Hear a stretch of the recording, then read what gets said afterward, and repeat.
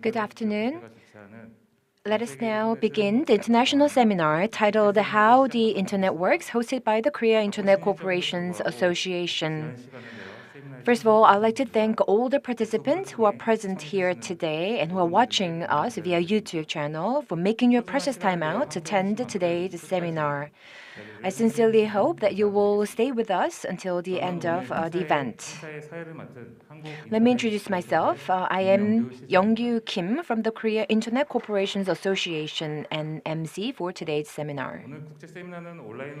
Today's seminar is being streamlined online, so we've uploaded the presentation materials on the policy material bulletin board on the policy trends section of our homepage. Please refer to the materials. And let me also ask for your understanding that the participants here on site will be wearing a mask in order to prevent the spread of COVID-19.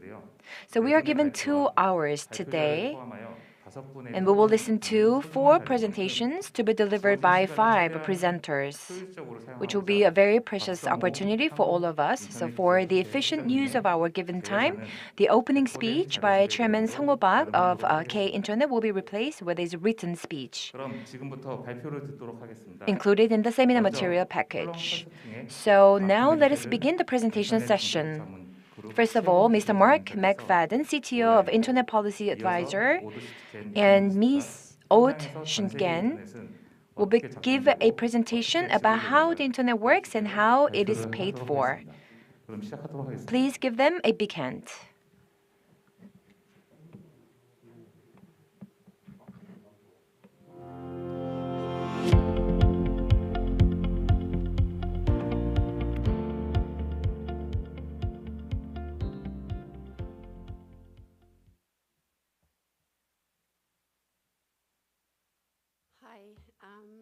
Thank you very much for having me. I'm very honored to be part of the discussion today in Seoul.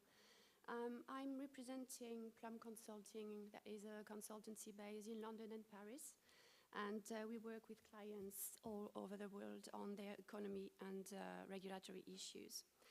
We have conducted a research recently about how the internet works and who pays for it in order to clarify technical and economic links between the different stakeholders of the internet, and showing that the internet is not today the same as it used to be. So we'll give you an overview of the study, and then we'll make a focus on the economics and the regulation in the South Korean market. So I leave the floor to my colleague Mark now. I don't know if he's online already.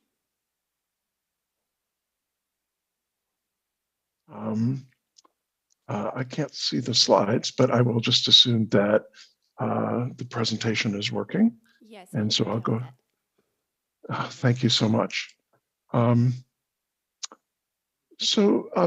me take a few moments to say thank you for inviting us to this seminar. We're very honored to have the chance to speak with you. I want to just take a moment to talk a little bit about the next 30 minutes. One of the things that we want to impress upon you is that the internet of the past is not the way the internet works anymore. It doesn't work the way that you expect. The infrastructure is very different from what you might imagine for the contemporary internet. We're also going to talk about 4 essential categories of internet infrastructure. These 4 categories are going to be the access layer, a very new layer, basically intermediaries or intelligence in the network. Then we're going to talk a little bit about interconnection, and then very briefly about content, which is extremely important in the internet. We're also going to talk a little bit about how information and money flow to make the internet work, who pays for it, how those payments make the infrastructure work. And we're going to do 2 last things, talk a little bit about how the internet does not use the same model for traditional telecommunications. And then Aud is going to come back and talk a little bit about the special case of South Korea, about some very fundamental observations about the market and regulatory overview. Now, you might wonder why all of this is so important, and if I could go to the next slide.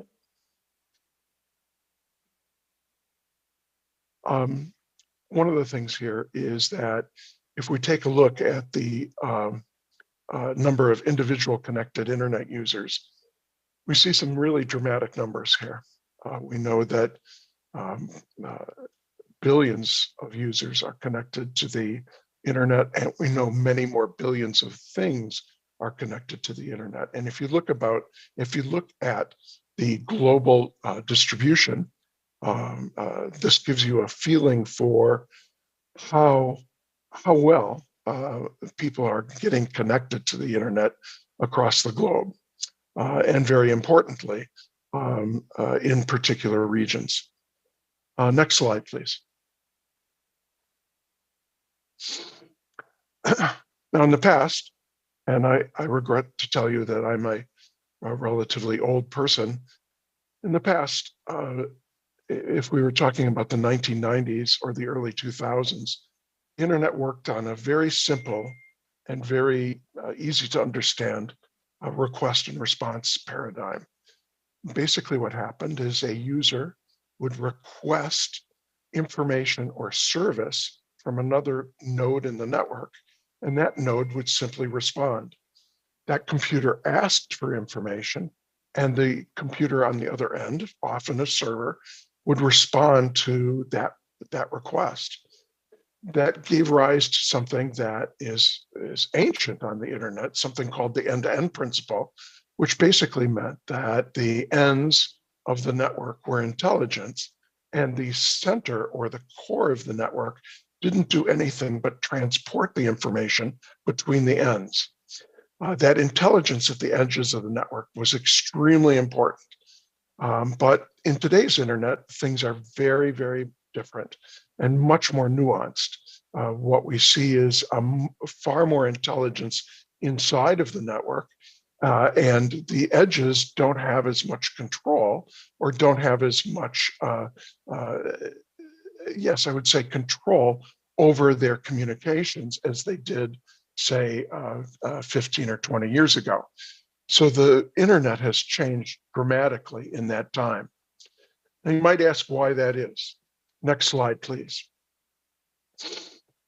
One of the things is that we consumers, whether they're enterprise consumers or individual consumers, are requesting more and more of the internet. The performance we request, for instance, I'm in the United States right now, and I expect that my connection to be able to talk to you is going to be reliable, resilient, and perform well. These are things that would have been almost unthinkable 20 years ago. And so consumers and users of the internet want more and better service from the internet. Also, the economics have changed, is that consumers want more and better service at less expensive prices. And so we see, regardless of where we go in the world, is we see competition having an effect on prices. It's a complicated picture, an extremely complicated picture, and not the same in every place in the world. But in general, consumers and users of the internet are really looking for competition and less expensive access to the internet. Consumers also want more services. If we take a look just at what's happened in the mobile industry, we see new tools, advanced applications, the ability to do things that we wouldn't have been able to do 5 years ago.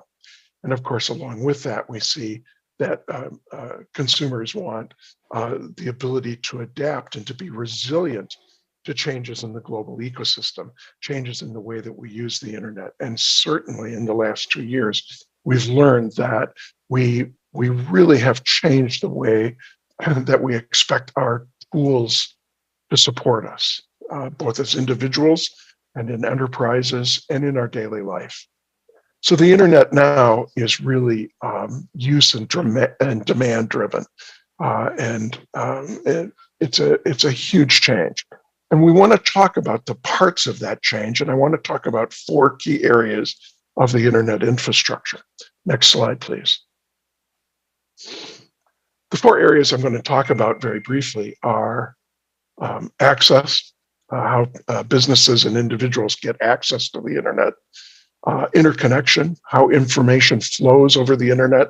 And some of our distinguished speakers are going to talk at some length about interconnection. And so I'm going to not say so much about that, but I think that we have speakers who are going to talk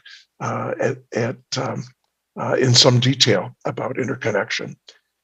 Content, of course, there used to be a phrase about 15 years ago that said content is king. Content is why we use the internet. Content and services, applications are the things that consumers demand. And the biggest change, I will argue, is the rise of intermediaries. The core of the network is much more intelligent than it was 15 years ago or 20 years ago. And this is a change both to the technical infrastructure of the internet, but it's also a change to the economics of the internet and the way the internet works. Next slide, please. Let me start by talking about access to the internet. Access to the internet is fairly simple. It's the mechanism by which individuals, users, consumers, enterprises gain access and the ability to use to ship and receive information over the internet. We have an acronym here, ISP. It stands for Internet Service Providers. Devices and networks are connected to the internet through a large number of independently operated networks called autonomous systems. Those autonomous systems, and there are many of them across the globe, are connected to each other through a mesh of networks that we'll talk about later. But individual users are all connected to a single autonomous network that gives them access to the internet. The ISP provides that access. Usually consumers and enterprises pay for that access and other services that go with it. There is differentiation between what consumers get access to and what enterprises do. For instance, consumers very often are taking advantage of mobile services that many enterprises don't take advantage of. And there are a rich variety of modalities compared to 20 years ago of how people get access to the internet. We have now wireless services, fixed services, broadband services, for instance, cable services and fiber services. The number of ways that we gain access to the internet are really diverse and represent a response to the needs of individual consumers and enterprises to gain access to the internet. We even have ways to gain access to the internet through satellites.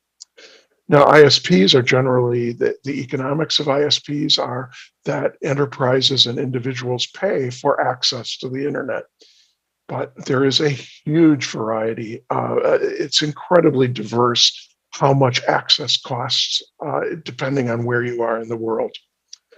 And finally, ISPs are themselves consumers. They have a relationship to other networks in which they pay for access to the ability to route their packets, the information that contains the messages on the internet, to other places on the internet. And again, we'll see that in a moment. Next slide, please. I think one of the most dramatic changes to the internet in the last 10 years is the rise of intermediaries. And I'll be interested to hear what our other distinguished speakers have to say about this.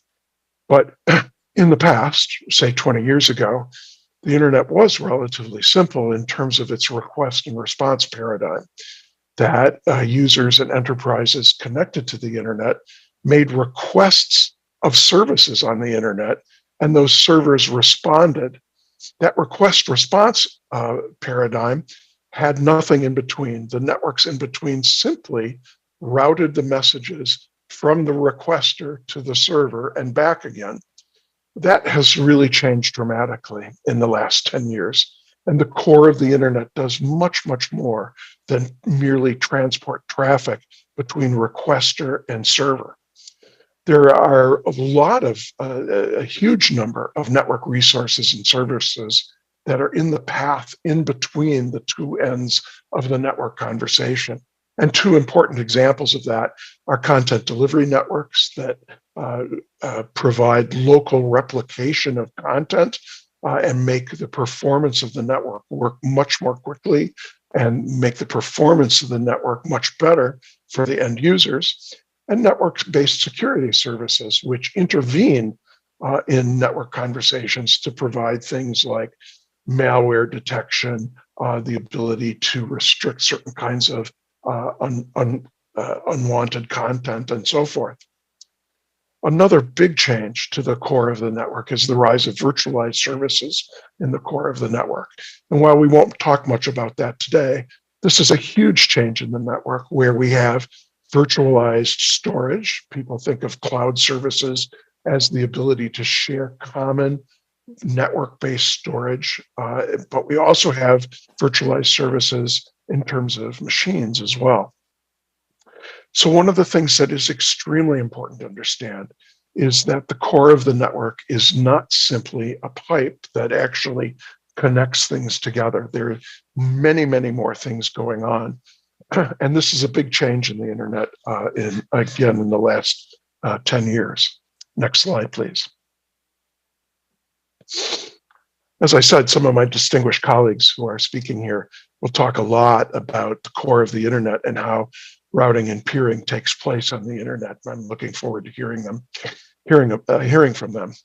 Interconnection is extremely important because it's the mechanism by which messages on the internet get passed from source to destination. That the interconnection fabric for the internet has evolved over time.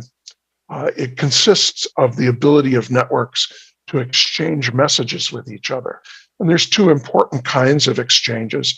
One is called peering, which is a zero-cost exchange of networks or exchange of traffic between networks, and transit, a paid service to exchange traffic with all networks. And we see both in the contemporary internet. Another thing that has changed dramatically is the rise of a huge number of internet exchange points, which are co-located places where networks can come together and exchange traffic. We also see public and private peering. These are network arrangements that are reflected sometimes in business arrangements, sometimes in simple agreements that are not contractual agreements. And the combination of these, the combination of peering, transit, interconnection, and IXPs, give a consumer and give an enterprise the mechanism to ensure that traffic can be routed from a source, from the sender, to the receiver. Internet transit private pricing varies extremely widely. It's a little bit like access pricing. The pricing for internet transit varies depending on where you are in the world.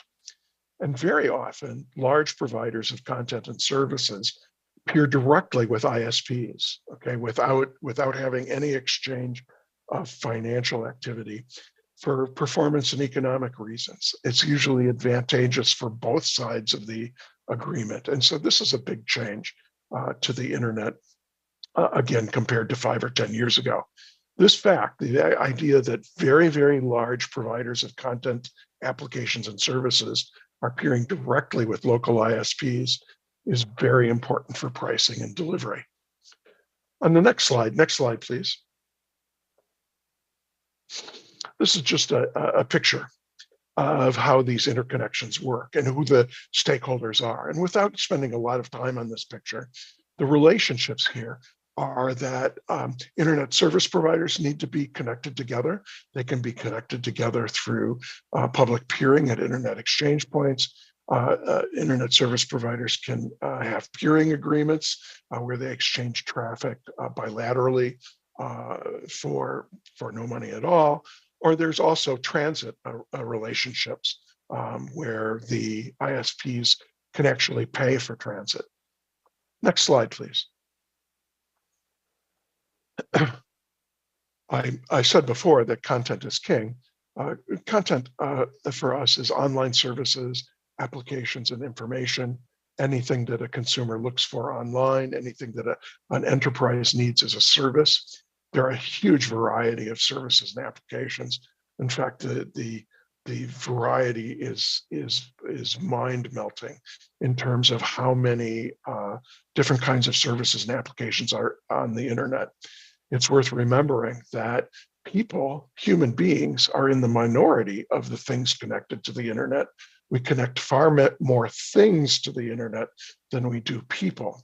But in terms of content, the huge variety of services and applications can be seen in examples like videos on YouTube, ideas for shopping on Pinterest, news articles on a newspaper, articles on Wikipedia, and so forth. There are several important economic models, and we don't have time today to talk about these economic models, but there are subscription models for content, advertising-based content models, and there are other combinations of these that we see throughout the globe. The models are different in different places on different regions of the globe.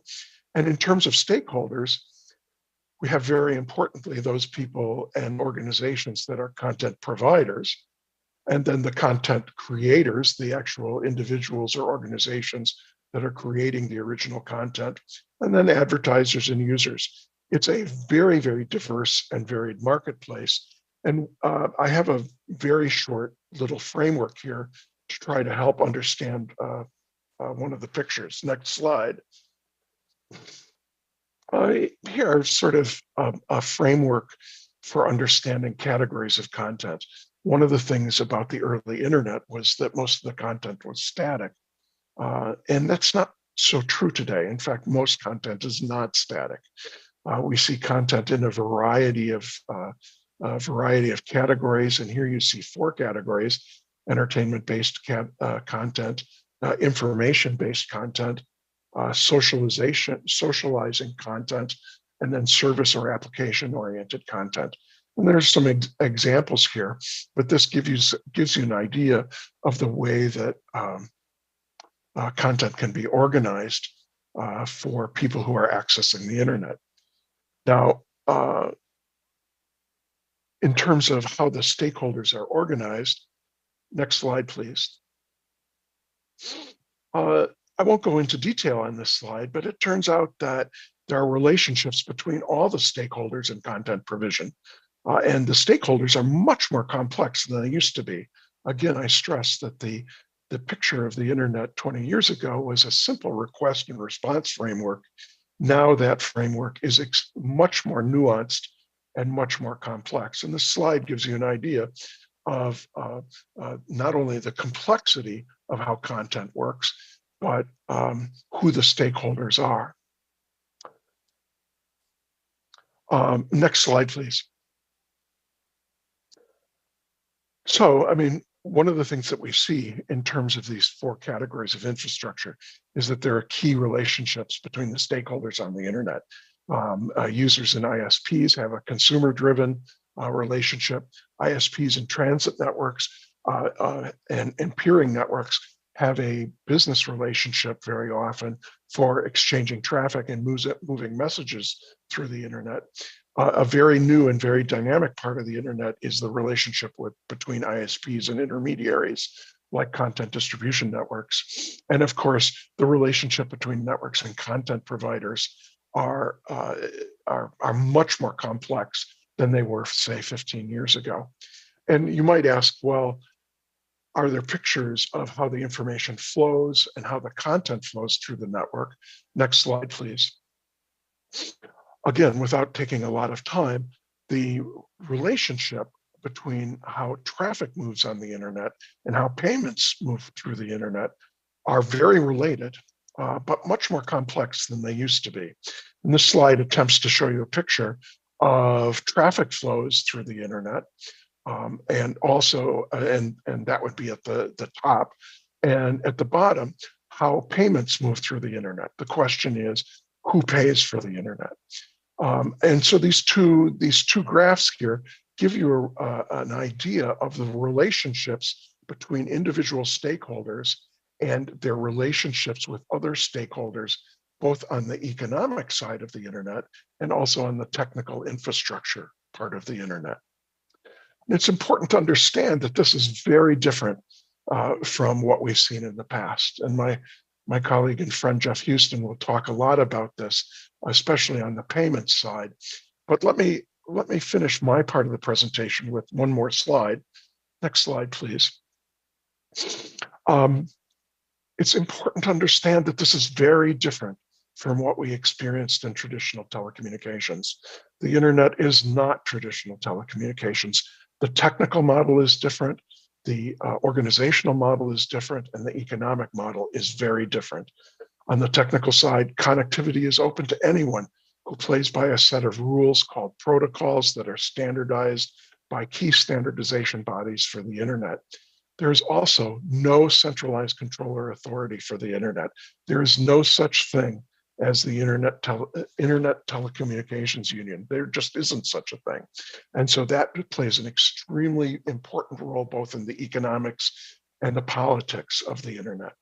The core protocols that make up the internet, and I stress the core protocols, are relatively simple and easy to implement so that if someone wants to deploy a new service or application, they can do so relatively quickly.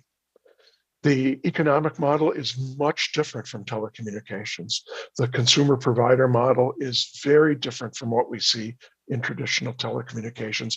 And the peering model is not at all similar to what we see in traditional telecommunications. And again, I know that Jeff is going to talk about that a little bit. Finally, for me, the regulatory and public policy model is very different. The internet is entirely decentralized. There is no centralized control. There's no centralized territorial control.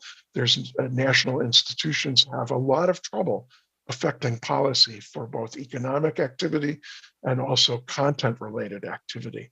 And so the thing that I want to stress here is that the internet is not in any way like traditional telecommunications, and the regulatory and public policy environment and the technical environment is completely different. Now, for a view on that, and to take a look at how that exhibits itself in South Korea, let me turn over the presentation to my colleague, Odd. Thank you very much, Mark. Is the mic working?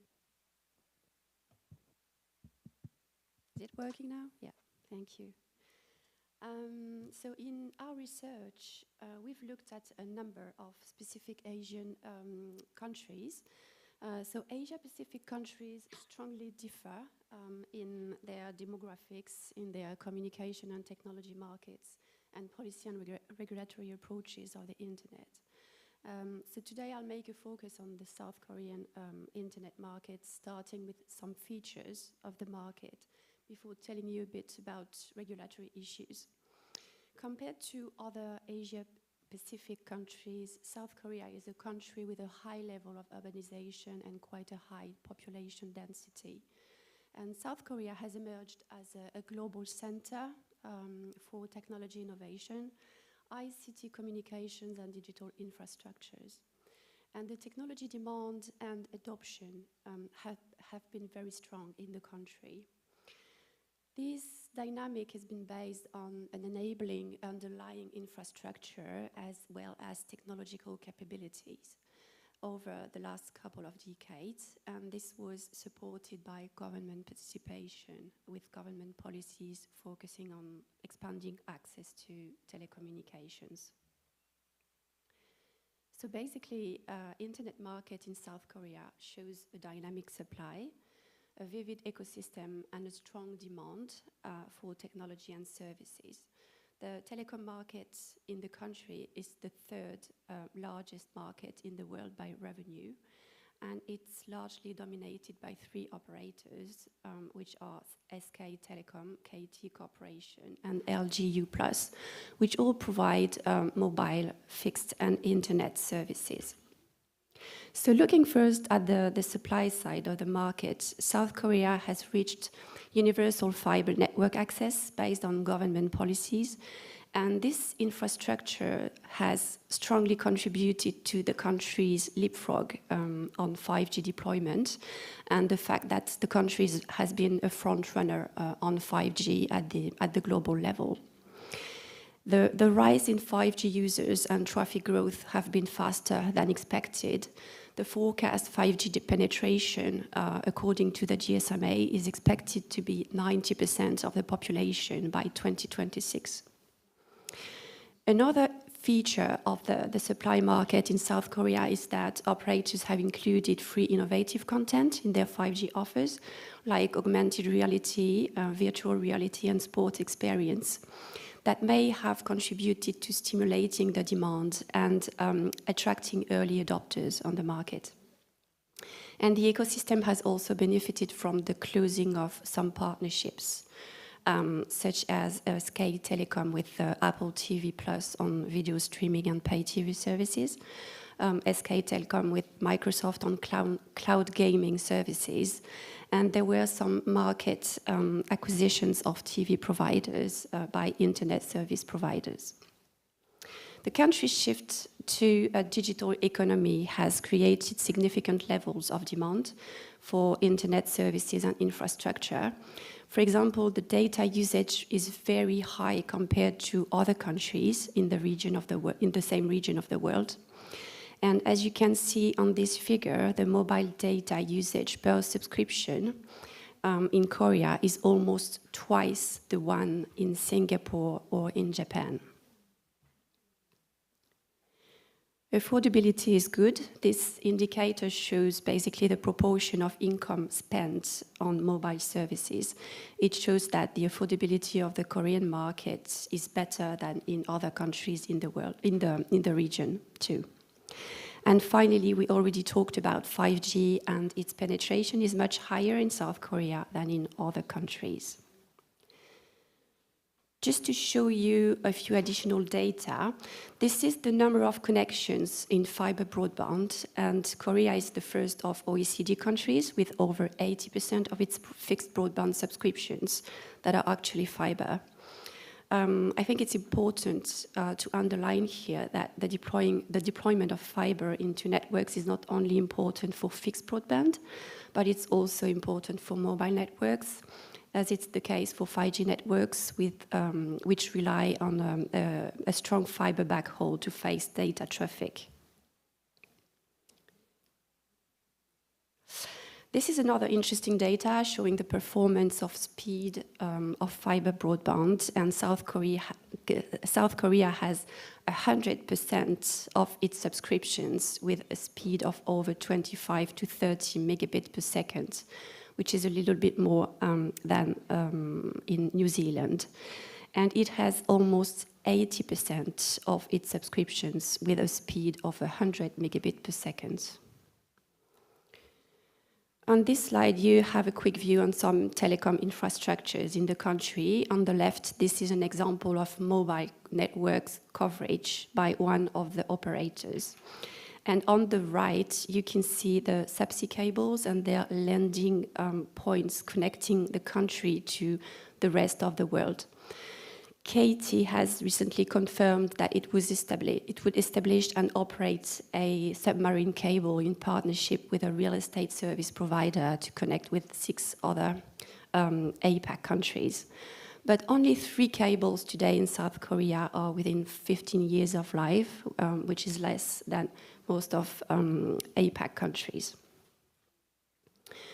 So overall, there is a lack of intercontinental network capacity in Korea, which brings us to the regulatory context. On top of this lack of international connectivity, the internet service providers, the ISPs in the country, are not considered as tier 1 operators. They have to pay for international transit.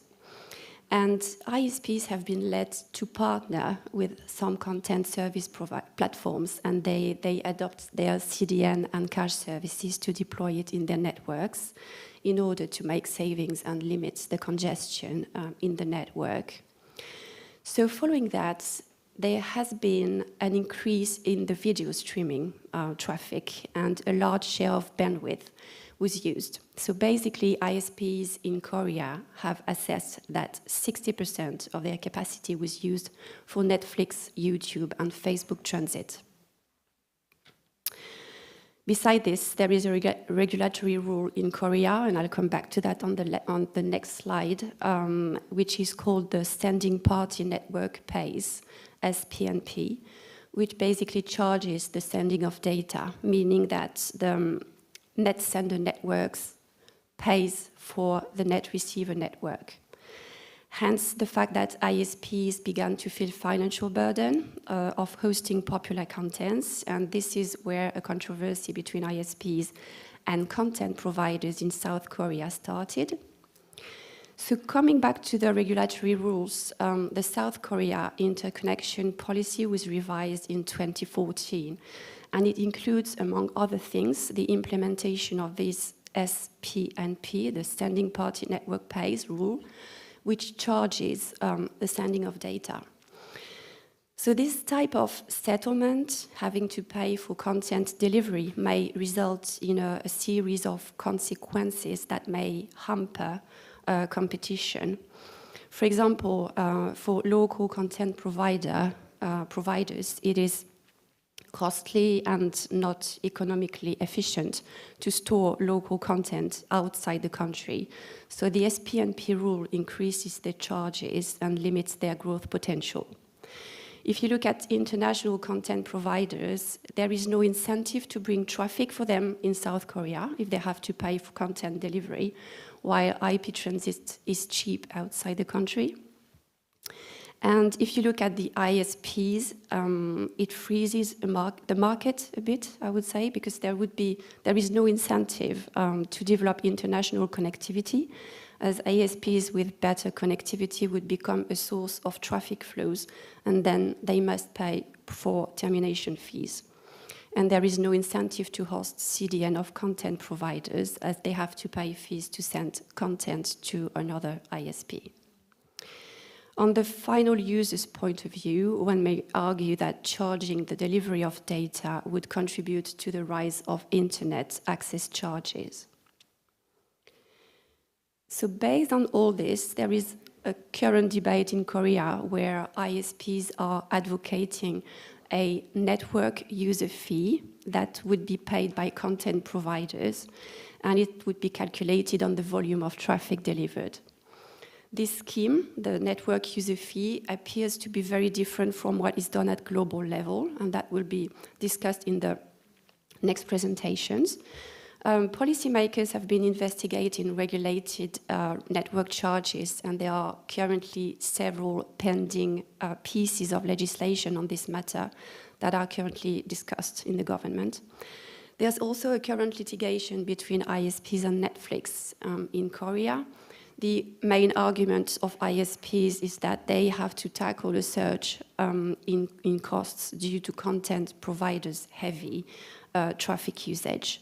And the arguments of Netflix are that this would be contrary to the network neutrality principle, where the end users pay a fee to their ISP to be able to access the internet, whatever the type of content and where it comes from, with no extra costs and no discrimination. Another argument of Netflix is that it would add additional costs for content providers operating locally and contributing to encourage content be hosted outside South Korea. So there is also a risk of low quality of consumer service with a higher latency. So the hearing on that will resume mid-May in South Korea. So I'm going to stop here my presentation. Thank you very much for listening to us.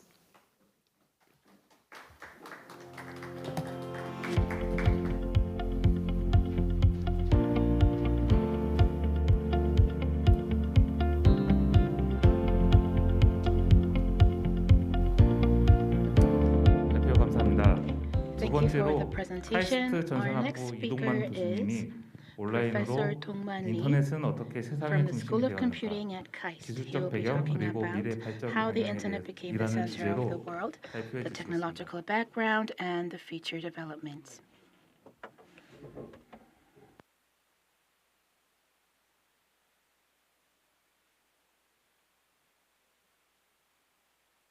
화면이 공유가 되고 있나요? Is the screen being shared?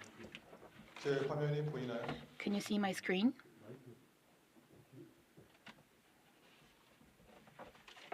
말씀을 안 해주시니까 제가 모르겠어요. 지금 슬라이드 쇼가 좀 잘못돼서 There, 반대로 나오고 있어요. 네네 반대로 나왔습니다. 잠깐만요. 네. I think there's something wrong with the PowerPoint slides. We'll just check it for a few minutes.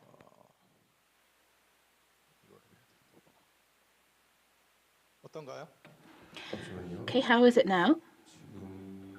뭐 이상해요? 그래요? 이게 어떻게 해야 되지? 공유가 제 메인 화면을 이거가 돼야 되는데 뭐 그러면 할 수 없이 이렇게 해야 되겠는데 지금 어려우시니까 Okay, I think we'll just 지금 have to 이거 deal with it. 화면 공유돼요? Is this screen being shared? This slide? 잠깐만요. 제가 이거를 바꿨어요. Wait, hold on. I have to click share. 슬라이드 화면 공유되죠? Is the PowerPoint being shared? 네 되고 있습니다. Yes, it is. 슬라이드 안 하고 Okay, so 네. 안녕하세요. 저는 so 교수 good afternoon. I am Professor Dong-man Lee from KAIST. 드릴 말씀은 Today I will be talking about, 앞서 두 분이 하신 말씀 중에 well, the first two speakers mentioned at the end of their presentation ISP and content provider, 디베이트 일부가 있다고 how there's a debate 봐요. between them. 인터넷이 어떻게 구성됐길래 So I'll be looking at how the internet is made up, why it led to this debate. 설명이 기술적인 배경을 So I'll be looking at the technological background to help your understanding. 슬라이드를 만들었습니다. 그리고 오늘 주제는 Also, the theme, 연결되진 않지만 it's not directly connected to today's theme, 이슈가 되고 있는 부분도 과거의 인터넷은 but 대부분 저 같은 from 신자들이 long before, the 데이터를 issue 전송하거나 was 저러고 있었지만 지금 오늘날의 인터넷은 that it's not just about sending or receiving data, but there's 지식을 all 전달하는 sorts of 수단이어서 information and knowledge that is 단순히 being shared on the 텍스트 internet. So it's not just 멀티미디어이기만 지금 texts, but 미디어 데이터를 multimedia, 보고 video 그 외에 data, 수많은 IoT를 and 통한 all 안전성 sorts 데이터나 of other 인터넷 sensitive data being shared through 서비스들조차 IoT. 굉장히 다양하게 So 나오고 there 있습니다. is 그래서 a lot of 단순히 diversified requests for service ISP가 제공을 해야 sharing. 되냐, So should 컨텐츠 ISPs share 프로바이더가 for all of 야심적으로 this, 다 되냐, or 그런 should 논리적인 content providers 문제를 like 넘어서 Netflix pay 어떻게 for all 이 of 일을 this? 좀 더 But 효율적으로 going beyond this, 그러면 how are we going to 네트워크 efficiently 인터넷을 use the 했을 때 이러한 internet? 다양한 요구 부분들을 And 네트워크 코어, also, 쉽게 말씀드리면 인터넷 실제 움직이는 if you look 그 at the internet 핵심 core, 부분이 what really 어떻게 moves the 바뀌어야 internet, how should 이러한 this 다양한 core 상황을 받아들일 수 change 있는가에 to be 대한 able to embrace all these 우리 different 학계나 demands? 기술계의 This is something 시도도 that 보고 어떤 a lot of 부분들이 people are 이미 looking 반영이 into 되고 있고요. academically and technically. 그 Some of them have been 기술적인 reflected. 발전방에 대해서 약간 설명을 So I'll be 드리도록 looking 하겠습니다. into 그걸 this technical 통해서는 제가 aspect. 나중에 드리는 말씀을 이미 알고 계실 수도 있을 것 같아요. And I'm sure some of you 인터넷의 already 핵심은 know some of this 앞서 information, but 말씀드린 the 것처럼 이 표현은 core of the 정확히 않으시겠지만 internet, 전 although 세계 the two speakers 연결성이라는 것이 before me 오늘 didn't 오늘날 use this exact 인터넷 term, 전쟁의 중심이 되는 I think the 부분이라고 core is 생각하고 있습니다. connectivity, worldwide connectivity. 그래서 전 세계 연결성을 어떻게 했나 So 한번 how 들여다보도록 was it 하겠습니다. possible to achieve this worldwide connectivity? 잠깐 인터넷이 보시다시피 상당히 오래됐는데요. Now, the internet has been around for some time. It started out in 1960s with the ARPANET, and it was in the early 1980s that we have what we have today. And I marked down the years 82 and 83 because 82 is meaningful for our country and 83 for the entire world. 82 is the 40th so it's the 40th anniversary since Korea's first internet. I was a graduate student in 1982. I was in my master's program. So I remember the very first internet experience that I had as a student. So it was very meaningful as a student studying the internet. And the year 83, if you look it up, you'll know that it was the official day on which TCP/IP started out. So I think next year there'll be a lot of issues that come up about this. So there was this ARPANET transition that was made in the 1980s. So let's look at why this transition took place. When we talk about the network, it's made of three things: hosts, but not just hosts these days. We have all kinds of IoT devices. But I'm still using the term hosts because it implies that it's a device where you can exchange information. And then you have to link it to the network. So whether it's wired or wireless, you need communication links. It could be the cable that you have, it could be internet. You could also have an exclusive line, and then you have 4G, 5G wireless links. And then you need to send this data elsewhere. So between the hosts, you have infrastructure that allows the information to be sent. Because you can't directly send all the data, that would be too costly, although that's how it used to be in the past. Today, we don't have the scalability for this, so there needs to be a centralized device that can be in charge of sending out data to different hosts. So I think here the key term is routers. So the router is a device that routes. It comes up with a route for data. And the packet is the unit for the messages that are sent out. So if you look at the definition of the internet, it's the network of networks.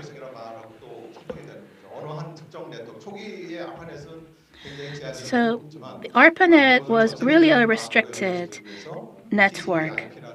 And that's why we came up with a TCP/IP, and then you have the domain names on top of this to expand the network. And ultimately, it was all replaced with the IP. So the traditional networks are edges, and then you have the network core. I drew a box to describe this, and this is the core of the internet. And to connect this, you have rules which are called protocols. And these are the internet standards. I don't know if this will come up later on, but 국제 스탠다드 표준화하는 방법과는 달리 unlike 국가간의 other 공백이 standards, 아니라 누구나 다 참여하는 기술을 everybody 가진 can 누구도 다 take 참여할 part 수 있는 in coming up with 그런 standards 형태에서 for the 일종의 internet. IETF도 인터넷 So you 태스크포스라는 have 걸 통해서 the 만들어서 이게 IATF, 일종의 which was 그게 established 이후에 as a sort of 여기에 그 인터넷 standardization 증명서가 실려 institution. 있습니다. 그게 후에 오늘은 별로 부분이 많이 언급되지 않지만 제가 퍼블릭 서비스로 많이 참여하고 있는 인터넷 And 거버넌스라는 거의 핵심 부분에 the 시작 포인트라고 internet 보시면 될 것 같아요. governance 그래서 is 여기에 also an important 캐치프레이즈가 part of this. 뭐냐면 And the There is no king. catchphrase is, 누구도 there 맡을 is 수 no 없다. king. 누구나 공정한 So in other words, 정당한 자격으로 everybody 서로 can 간에 take 의견을 part, 모아서 everybody can 가장 합의를 have their 따른 fair share 그래서 여기 of 지금 contributing to these 핸드폰으로도 standards. Request for Comment라고 That's why 누구에게나 카멘트를 we 받을 수 have the 있는 RFC, 형태. request 그러니까 for 언제든지 comments, 변할 수 which 있고 means that 합의를 anybody 해서 받을 can 수 있는 그런 request 형태입니다. 국가가 to give a comment. 투표를 해가지고 어떤 특정 힘이 센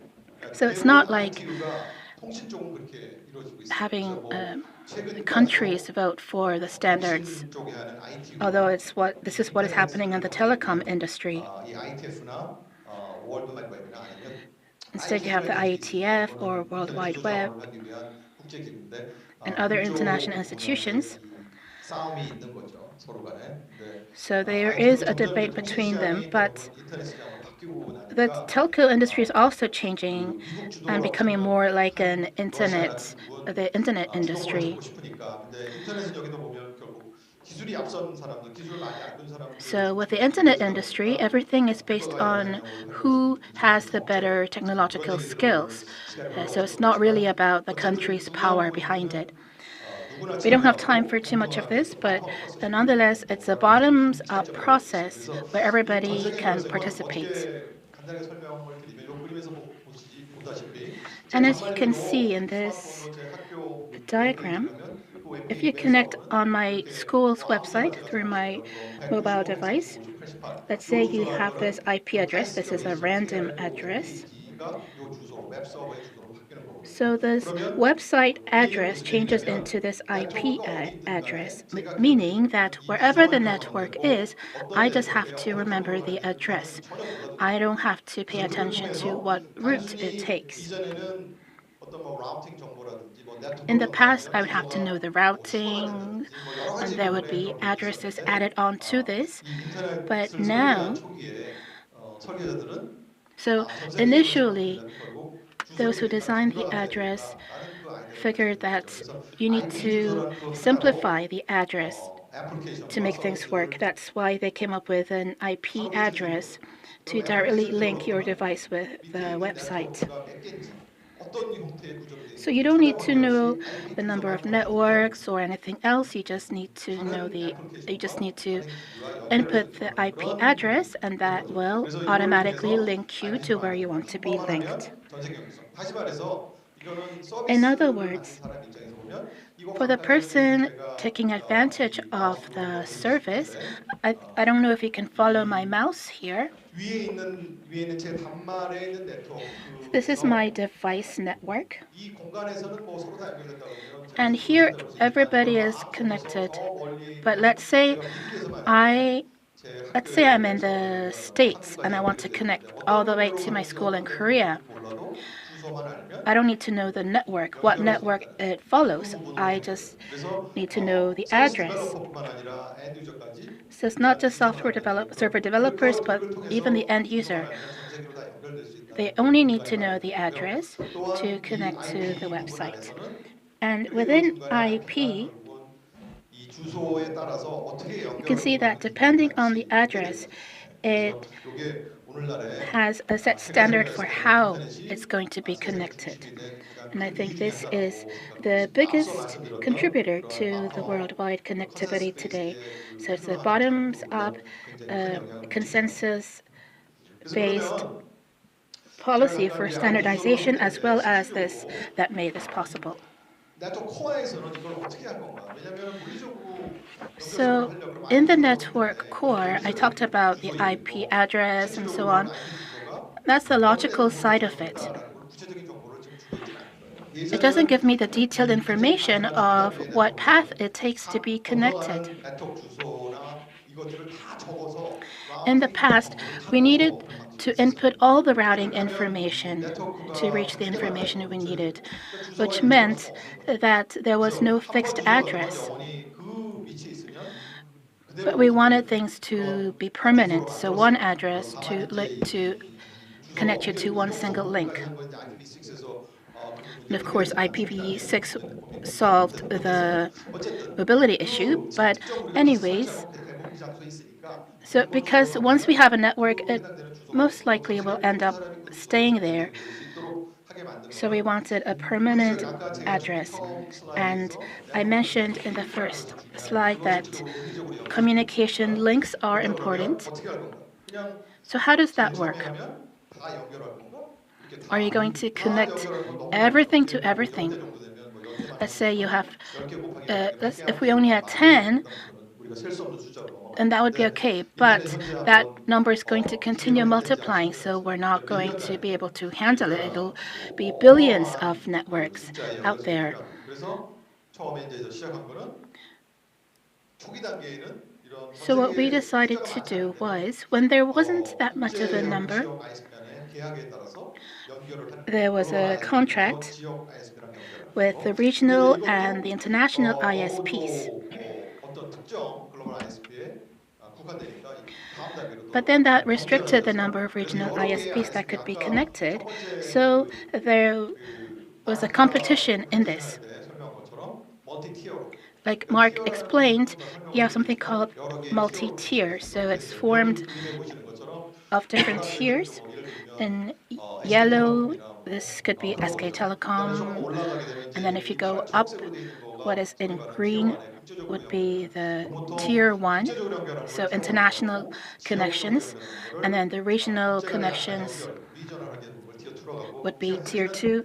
Tier 로컬해집니다. 근데 3 이걸 한국 is 안에서 local 말하면 티어 connections, 3 so 얘기해요. connections 그다음에 from Korea, SK라는 게 티어 within 3, Korea. So LGU 플러스 예를 SK, 들면 KT는 LGU 티어 Plus would 2죠. be tier 3. 왜냐하면 자기네 국제선만 KT 있어서 would 전 세계를 be tier 통합하는 거예요. 2 특정 나라. 예를 들면 because 미국이라든지 they can connect to 싱가포르 연결하거나 specific 그래서 countries, for example, 유럽하고 연결하거나 Singapore 뭐 or 아메리카 the 대륙을 States. 연결하거나 뭐 이런 식으로 아시아 지역을 연결하거나 이렇게 될 수 있는 부분들을 생각하시면 바로 설명을 So I 드리는 거죠. think 그래서 이렇게 that explains the tiers. 네트워크의 세 개의 So 티어를 통해서 you have 3 전 세계를 tiers 연결해서 in 하는 the 거예요. network 그렇게 되면 that allow 결국 this 여기 보게 connectivity. 되면 아까 계약에서 하는데 If you look ISP here, I talked 입장에서는 about the contract. 어쨌든 IP Let's say you're 주소로 SK. 사용자가 예를 들면 여기가 로컬 ISP라고 제일 If this is a 하단에 local 로컬 ISP라고 하면 ISP, 한국 입장에서는 뭐 구글을 in 액세스한다고 Korea, 그러면 if you want to 구글의 access 원래 Google, 서버 본사로 가서 뭔가를 해서 하지 뭐 로컬 캐시 그거는 이제 잊어먹으시고 뭐 미국에 있는 어떤 회사 웹 서버를 we need to 액세스한다고 access 하면 a web server 로컬 that is in the ISP는 States. IP So 주소로 해서 the 전 local 세계에 ISP 연결해주는 그 의무가 있죠.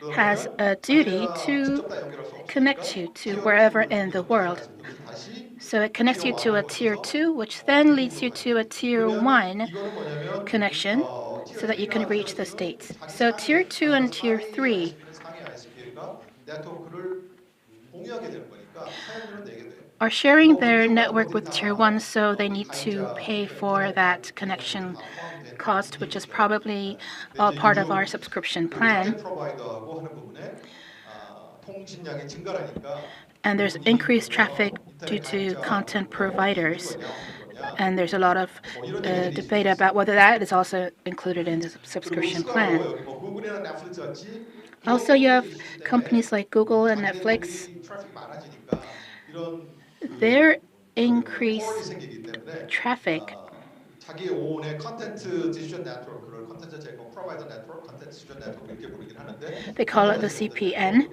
Content Provider Network. 인터넷의 별개로 물론 뭐 이 라인은 통신업자들 라인을 아마 빌려서 쓰겠죠. And of course, they may borrow the line of telcos, but still they have this network to handle their increase in traffic. This could be regional. For Korea, before it reaches Korea, it could stop by a network center in Japan before it comes to 이런 Korea. 형태로 자기네 나름의 사설망을 해서 So 인터넷 they have their 연결성을 own 그 sort of 자기 특정성을 private 이건 어떻게 보면 전 network. 세계 연결성은 또 별개의 문제인 거죠. And I think this is 그래서 a 지하철이 slightly ISP랑 직접 different 연결할 issue 수는 than 없는 international 형태로서 connectivity. 요금에 대한 그런 논란을 피해가는 방법으로 So they're trying to 지금 구축이 되고 있습니다. 그래서 evade the 여기까지는 issue 전 세계 of 연결성 구성이 paying for 있고요. the network 좀더 usage 넘어가서 through this. 요 용어를 조금 설명을 드리면 인터넷의 이제 Now, to explain the terms to you a bit more, 인터넷의 기본은 전 세계 연결성을 제공하기 위해서 the key of 앞서도 internet 말씀드렸지만 is to provide worldwide connectivity. 아워글라스 모델에서 IP 중심으로 되고 있잖아요. And I had an 그래서 hourglass model 초기에 to show that it was 인터넷의 based on the IP model. 전 세계 연결성을 위한 라우팅 방법은 And how are you going to route this? 최소의 비용으로 가게 만드는 형태로 How do you 개념을 come up with the 만들었어요. routes, 그러니까 그게 무슨 얘기냐면 spending as less as possible? 원하는 서비스가 무엇인지 관계없이 어떻게 So 하면 regardless 빠르게 of the kind of service that you want, how are you going to quickly 패키지를 전달하는 get to your 거기에 destination 목적인데 at the lowest cost? This was the focus of the internet industry. 엄청난 숫자의 IoT가 늘어나서 이것들이 And recently there's been a surge of IoTs, and sometimes it allows, for example, smart traffic information to be sent to cars almost simultaneously, almost real time. So you have ultra low latency, these terms that are coming up. But this best effort doesn't mean that it always will guarantee ultra low latency. So for example, financial industries, they use virtual private networks. So on top of the existing network, they have another network that has increased security. That is, for now, the best effort. So they have this VPN because they want to ensure security for their business. So how is the internet going to combine ultra-low latency and security into their services? There's a lot of applications for this, devices, and network technologies, and connection technologies as well. Now, so this is an hourglass, right? And if you look at this hourglass, you can see that with the IP address, you can connect anywhere and everywhere through your laptop.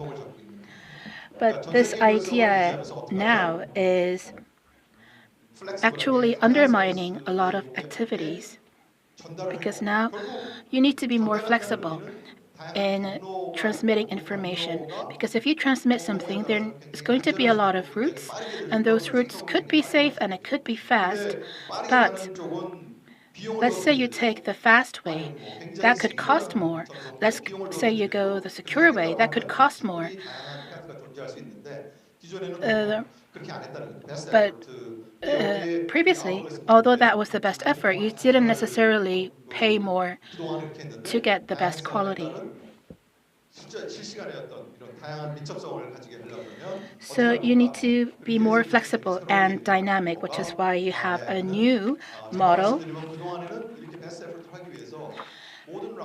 So previously, all routers shared the information, and there was this big table.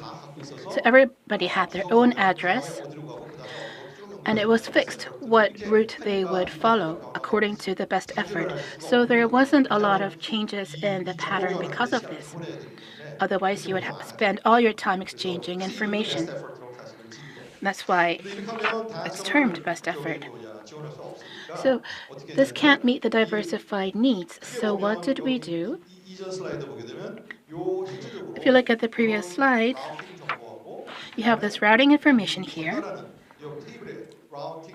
and then the algorithm table 정보를 주고받는 요 실제 데이터 포워딩이라고 and then the 데이터 data 라우팅이라고 forwarding 하는데 between the 요 두 routers. 가지 역할을 동시에 같이 하고 있거든요. So 근데 they 요거를 carry out these 분리시킨 거예요. two roles together. 분리시키면 그게 무슨 This 얘기냐면 is what used to be in the past. 어느 Now 패스로 we 갈 건지는 separated those two roles. 실제 So what 라우터들은 route you're 직접 going to 장려하지 take, 않고 상위에 that is 어떤 not up to 버추얼 the 라우터가 routers. 있어서 There's a 거기서 virtual 정보를 router 남긴 다음에 on top of 판단을 everything 하고 그다음에 that 그 makes that 타이밍에 decision for which route 해당되는 they're going to take. 라우터에게 And once that 지금 decision is 오늘은 made, 이 패스로 they're going to 가라고 바꿔주는 거예요. tell 그래서 the router 예전에는 테이블이 what path they 하나였는데 should 그 take. 테이블 So 자체가 in the 여러 개가 past, there was 되면 only one table, but 조건에 now you have 따라서 multiple tables 그것을 바꿀 수 depending 있는 거예요. on 그렇게 the 소위 condition 말하는 and their 그거를 request. 라우터가 프로그램하고 해진다.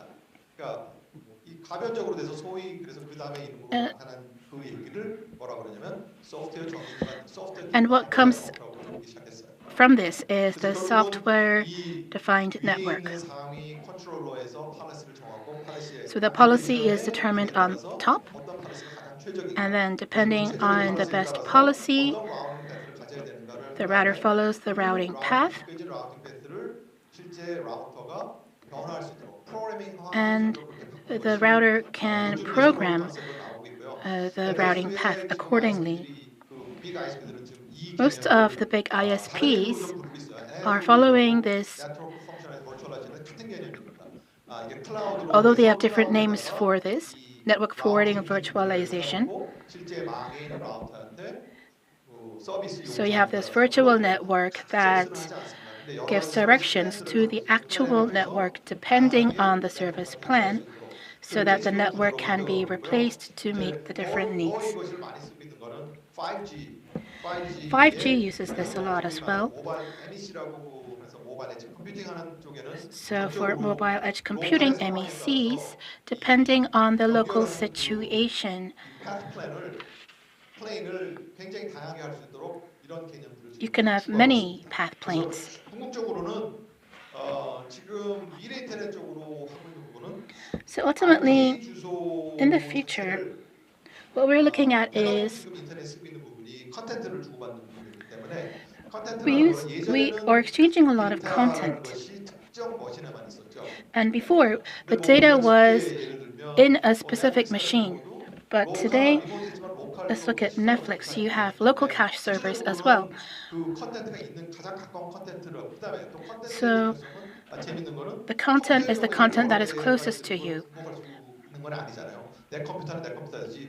And plus, you can't share that content between different computers. Whereas the content can be replicable. It can be shared by different users. So this is the conflict because the IP address is a fixed idea. That means that the IP doesn't really correlate with content, which can be replicated and shared by many people. So now we're becoming more information-centric. We also call it the CCN, content-centric network, or interconnecting information-centric network. 이런 형태의 변화도 여기에 맞춰서 라우팅하는 건 앞에 설명드린 SDN, Software Defined Networking concept. But even if for the CCN we still use the software-defined network, IP 주소를 the difference is 주소로 the IP content, whether that's going to become the content address. That will take time. We've been testing it for a decade or so. And in California, it's being tested to see if we can commercialize it, but it's not easy to make it replace the IP address, because the IPv6, we thought that would replace IPv4, but we're still using IPv4 because we don't have enough addresses. So that shows that no matter how much technology develops, the market needs to be ready to accept those developments. But the key idea is, once you're a part of the internet, you just need to know the address, regardless of what content you want to connect to. The address is all you need to use all the contents in the world on your computer. So the network is becoming more variable and more flexible. That is all for my presentation. Thank you.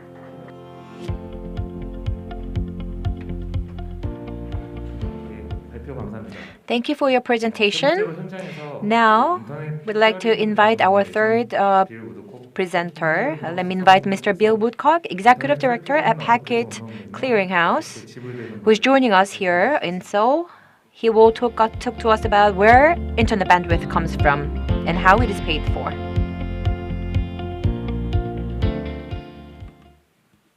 Thank you.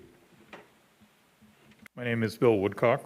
I'm the Executive Director at Packet Clearinghouse, a global nonprofit which has since 1994 supported the operation of critical internet infrastructure, including the internet exchange points from which service providers like KT, SK, and LG get the internet bandwidth that they sell to customers.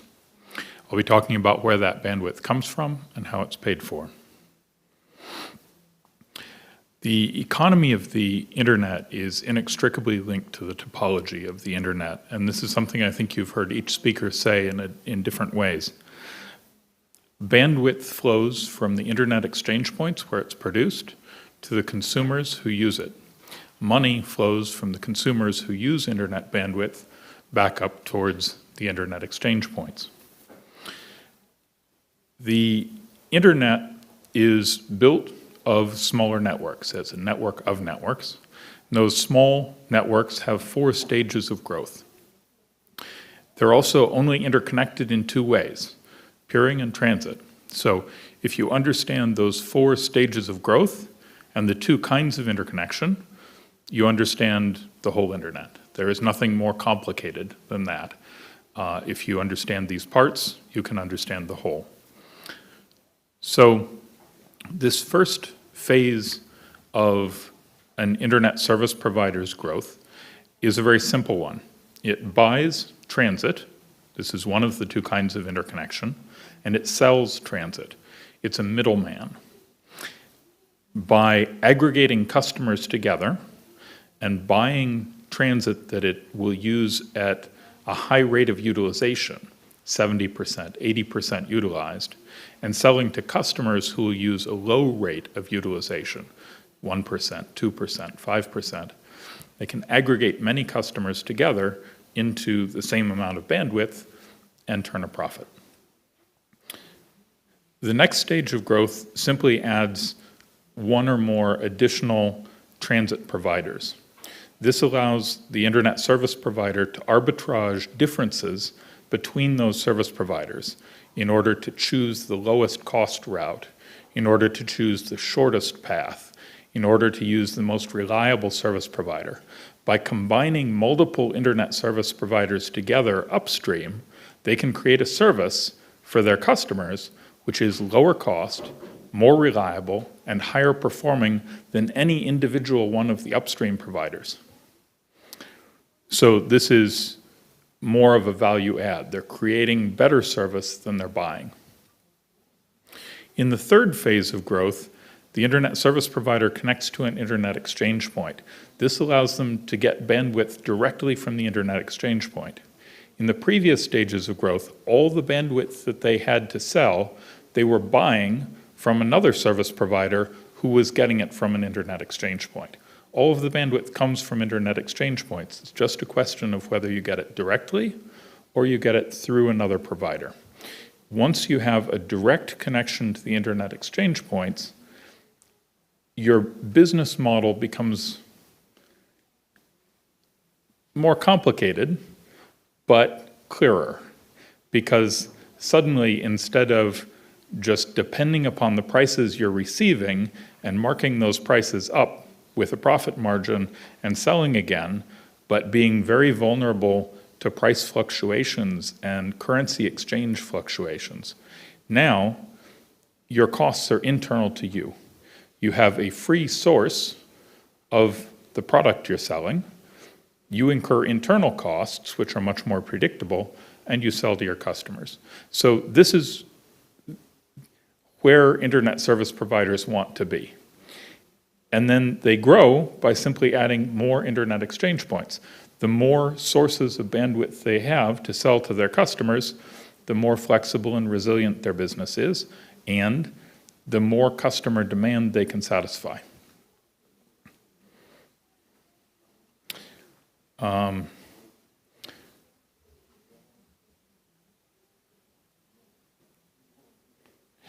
Okay, so if we put these pieces together, sorry,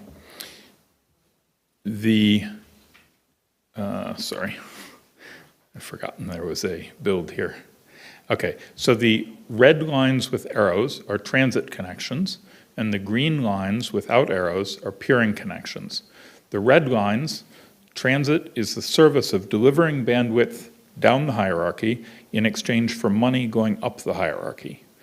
The peering is cost-free because neither provider is giving or taking anything from the other.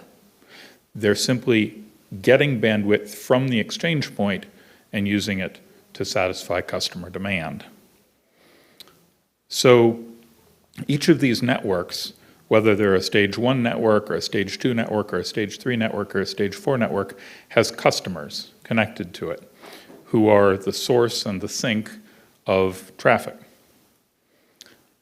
So if we have one customer who wants to, for instance, request a web page from another customer, that first customer is going to pass their request to their internet service provider, who may pass it up through transit to a larger service provider, who will satisfy the demand for bandwidth to fulfill that request from an internet exchange point. They'll choose an internet exchange point that they have in common with a downward path to the other customer. So again, bandwidth is sourced from the exchange point. It goes down to this other stage 4 network, down through transit to a stage 3 network, down through transit again to the stage 2 network and to the customer. So this forms a complete path in which half of the value comes from the exchange point and goes to the first customer, half the value comes from the exchange point, goes to the second customer, half of the money goes up from a customer towards the exchange point, running out before it gets to the exchange point. The other half of the money comes up from the other customer towards the exchange point, running out before it arrives at the exchange point. This is not a complicated model. And anyone who tries to say that there's something more here than this is trying to obfuscate. They're trying to make things seem more complicated so that they can get a payment to which they're not entitled. Okay, so internet bandwidth is similar to a perishable commodity. It's produced at internet exchange points. It's consumed by people and organizations. There's a ratio of production to consumption. So within any country, there's a certain amount that's produced and a certain amount that's consumed. Some countries have no internet exchange points. About 30% of countries still have none, I believe. So they have zero production, just imported bandwidth. Shortfalls, so if you consume more than you produce, have to be met through importation. And when you import bandwidth, you're exporting capital, you're spending money. Money leaves the country to cover the cost of bandwidth that comes in. And conversely, if you export bandwidth, you get revenue. Your country brings money in, your economy is healthier. So why I say this is similar to a perishable commodity is that value decreases as a function of time and distance. The further you go, the longer it takes to get there, the less valuable the bandwidth is. People want nice fresh bandwidth, just like they want nice fresh vegetables. They want the bandwidth to have been produced close to them because then it's fast and it's inexpensive and it's reliable. So here are the 3 largest networks in Korea, and these are the locations from which they source the bandwidth that they sell in Korea.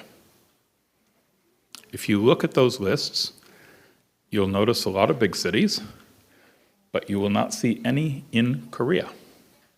These 3 providers, unlike the smaller providers in Korea, are sourcing all of the bandwidth that they sell to Koreans from other countries. Why would they do this? They would do this in order to establish a precedent that they do not interconnect at exchange points in Korea, so that they will not regulatorily be forced to connect with other networks in Korea. If they can force their smaller competitors to interconnect in New York or Amsterdam, they're creating a huge artificial cost for their smaller competitor. If their smaller competitor can't afford to connect in Amsterdam or New York, then their smaller competitor has to pay someone for transit to reach those locations. But all of this, 100% of the cost of moving that bandwidth from Korea to the Netherlands and back again, 100% of that cost is borne by Korean subscribers, Korean internet users. It's a completely artificial cost, and it decreases the performance that Korean network users experience. Now, if we compare this to the list of networks that do sell Korean bandwidth sourced in Korean internet exchange points, you'll see the yellow ones there are Korean networks, and the white ones are international networks. So there are many companies selling Korean-produced bandwidth. Many of them are selling Korean-produced bandwidth in Korea, but they're not your three big providers who are doing the opposite for anti-competitive reasons. So you'll notice in this list that there are a number of large content networks, including international ones, Akamai, Apple, Amazon, Facebook, Limelight, all of these, Yahoo, all of these have content that Korean users want to access, and this content is freely available in Korea if someone wants to take it. The Korean networks there, the yellow ones, are also appearing in Korea, which means that they have access to that free content in Korea at high speed, at low cost. So it's perfectly possible to get high-speed access to international content in Korea at no cost. But there are three networks that choose not to do so for anti-competitive reasons. There's a map of where the internet exchange points are in the world right now. What you'll see is that there's a very high density in Europe, there's very high density in the United States, but the density near Korea is relatively low, which means that if you were in Germany or the Netherlands, you would have many options of other nearby countries to source bandwidth from. In Korea, you have fewer options. You should rely more upon the exchange points here locally within Korea. And if you have to leave Korea, Tokyo, Singapore, Hong Kong are relatively nearby, although they're not as close as European countries are to each other. Sourcing bandwidth from Frankfurt and New York is not, this is not an economic proposition. This is not being done because it makes business sense.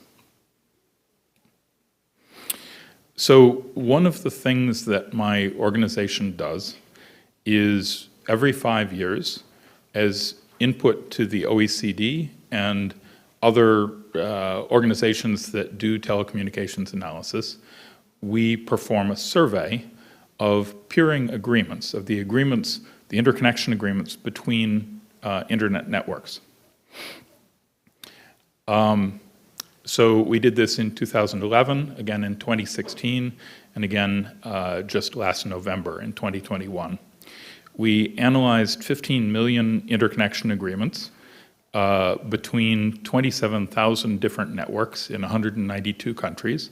That included all 38 OECD member countries and 35 of the 46 UN LDCs.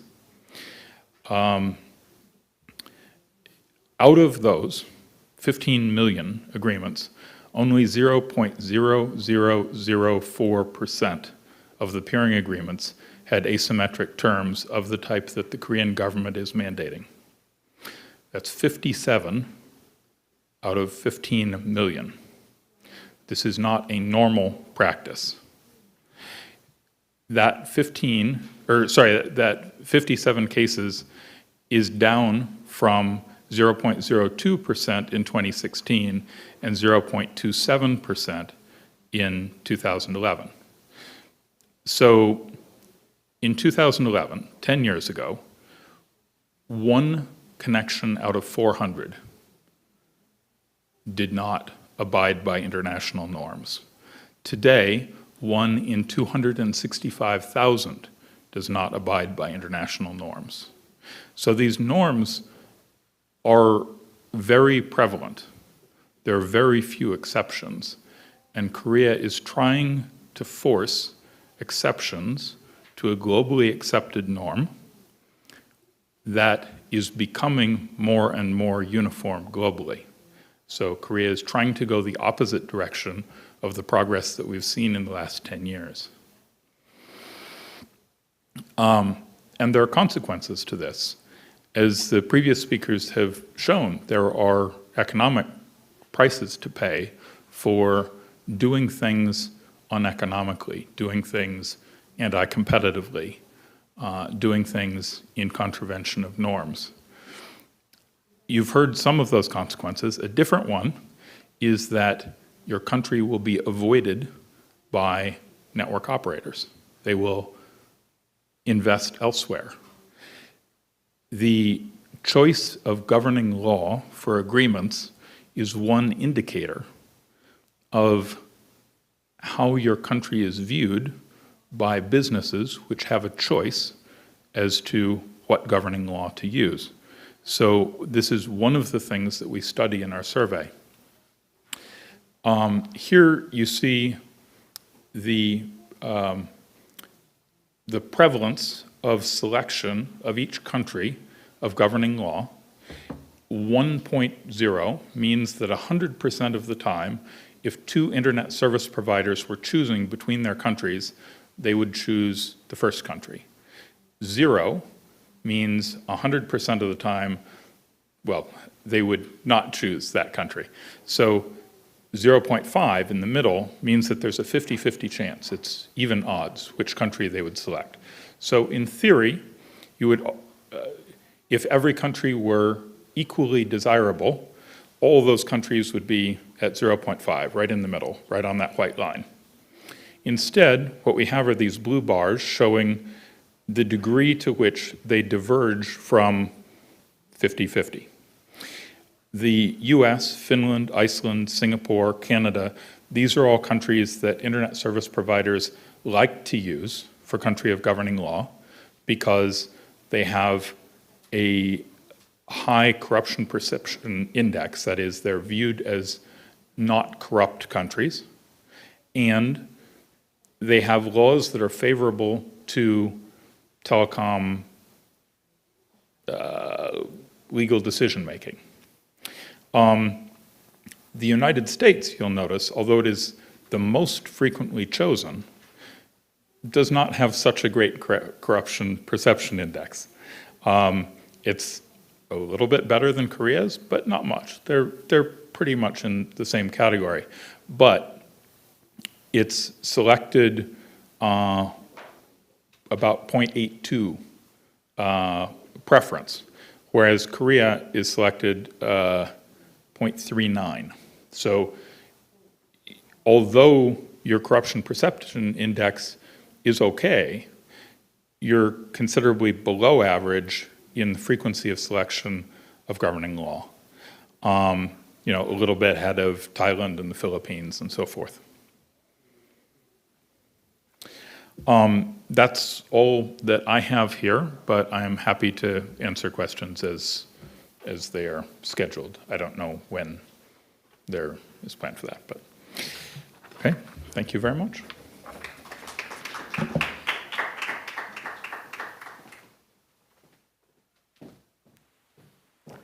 그럼 끝으로 온라인 에이픽 Our last speaker 최고과학 책임자이신 is Mr. Jeff 제프 Houston, Chief 시스턴님께서 Scientist at the 콘텐츠의 Asia Pacific 전송이라는 Network 주제로 Information Center. 온라인으로 발표해 He will be 주시겠습니다. talking about content versus carriage. Good afternoon, and it's a pleasure to be with you, even if only virtually. I'm sorry about that. It would have been nice to have come to Korea, but unfortunately that hasn't been possible.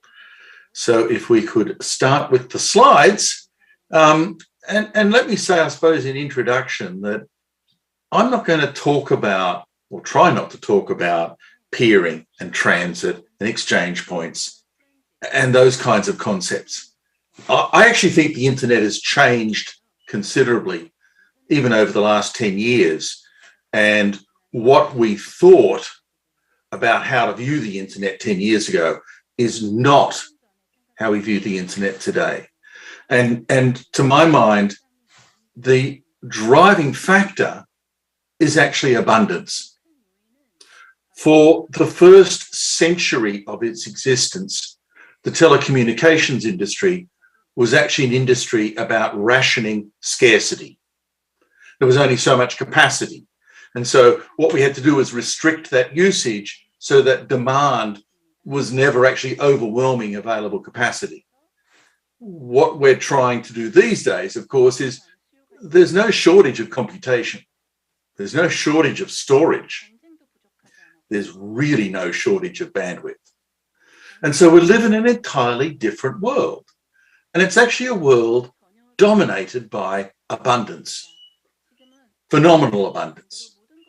So abundant that we now replicate content. And instead of using a network to get the user to the service or content that is somewhere else, we bring it all back to the user. We're now able to replicate that data everywhere where there is a large pool of users. So if we can start with the slides, or do you want me to share the screen, my screen? I don't mind, but either way would work for me. But it would be helpful if a screen would come up, please, of my presentation pack.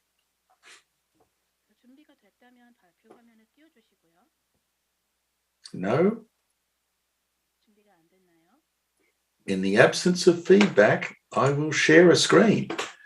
Let me share this.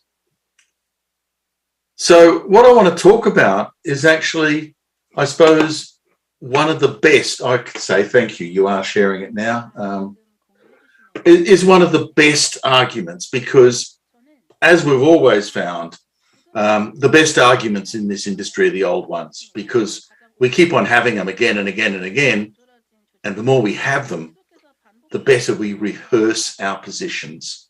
And we just keep on repeating the same old stuff to each other again and again and again. So let's go back about 15 years to a classic quote from America that actually came from Ed Whiteacre, who was the CEO of Southwest Bell, I think, in the United States, who was complaining that Google and Microsoft Network and others weren't paying him. And he's going, but you can't use my pipes for free. I built them with my money. Why should you have a free ride on my infrastructure? He argues. And if that sounds familiar to what you're hearing today in Korea, that's not a coincidence. Like I said, the best arguments are the old ones. So Ed's busy saying, you shouldn't be allowed to use my pipes for free. They're my pipes and I paid for them. Everyone should pay me, goes the argument. But this idea that one network is suitable for everyone and everyone should pay the network provider gets you into some odd places, doesn't it? Here's another quote from just about the same time where the CEO of a router company, Juniper Networks, was saying one network for everything won't work. And that at some point we're going to have to create a bunch of different service networks for different points of quality, and that folk will pay for the quality they want. That didn't go at all, did it?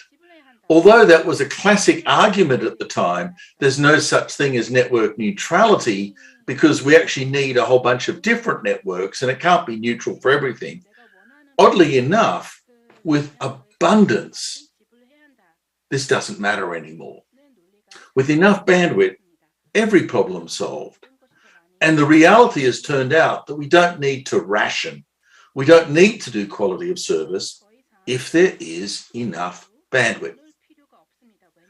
So there has been a number of tensions in this industry about who gets to build infrastructure, who gets to pay for it, and how it is used. And this is a classic argument in the form of a children's story. It was actually a story not from my childhood, but from my children. The issue is that many folk got into this broadband access business from the traditional telco side. And they're very keen on fixed tariffs. For some small amount per month, everyone got a gigabit access network. It's fiber everywhere. There's so much bandwidth. But they failed to actually build the back end, the feeder network that makes all this work. And so when customers were presented with a gigabit access pipe, they started streaming a gigabit of content. Now, all of a sudden, the back end of the network just collapsed, totally collapsed, because it wasn't built to be used. They were only getting $20 a month. It wasn't enough money. And so all of a sudden, the network quality plummeted. The margins from the carrier just vaporized. And who did the ISP blame? Well, obviously, it's Google's fault. Obviously, my poor business model is Google's fault. And off goes the ISP to the regulator. This is a very odd industry. I used to fly a lot. I remember it well. It was before the pandemic. As a person who flew a lot, the airlines loved me. And the more I flew, the more they loved me. Frequent use created for them more revenue, because I paid for more airline tickets, and more revenue for them created better margins. I then flew more, they rewarded me, we were off and running. But this industry, the more you use the network, the more your internet service provider, your broadband access provider, hates you. The more they try and stop you, because the business model doesn't actually react to increase usage. And so they get desperate. And so they start screaming off to the regulator going, help, people are using my network. I'm in trouble. It's obviously someone else's fault. Why should everyone else take the blame for a poor business model? Because the fundamental issue is that if my network is being used more, I need more revenue to build more network, to encourage more use, to build more revenue, to need more network. And without that feedback loop, you're toast. It's not going to work. So inside all of this are the same players that always were there. The last mile access providers, the underlying carriages, the digital service environment, the contents, and of course, ultimately, the people who pay for all this, no matter which way you cut it, the customers. And the real question, as ever, is who pays who and how much are they going to pay?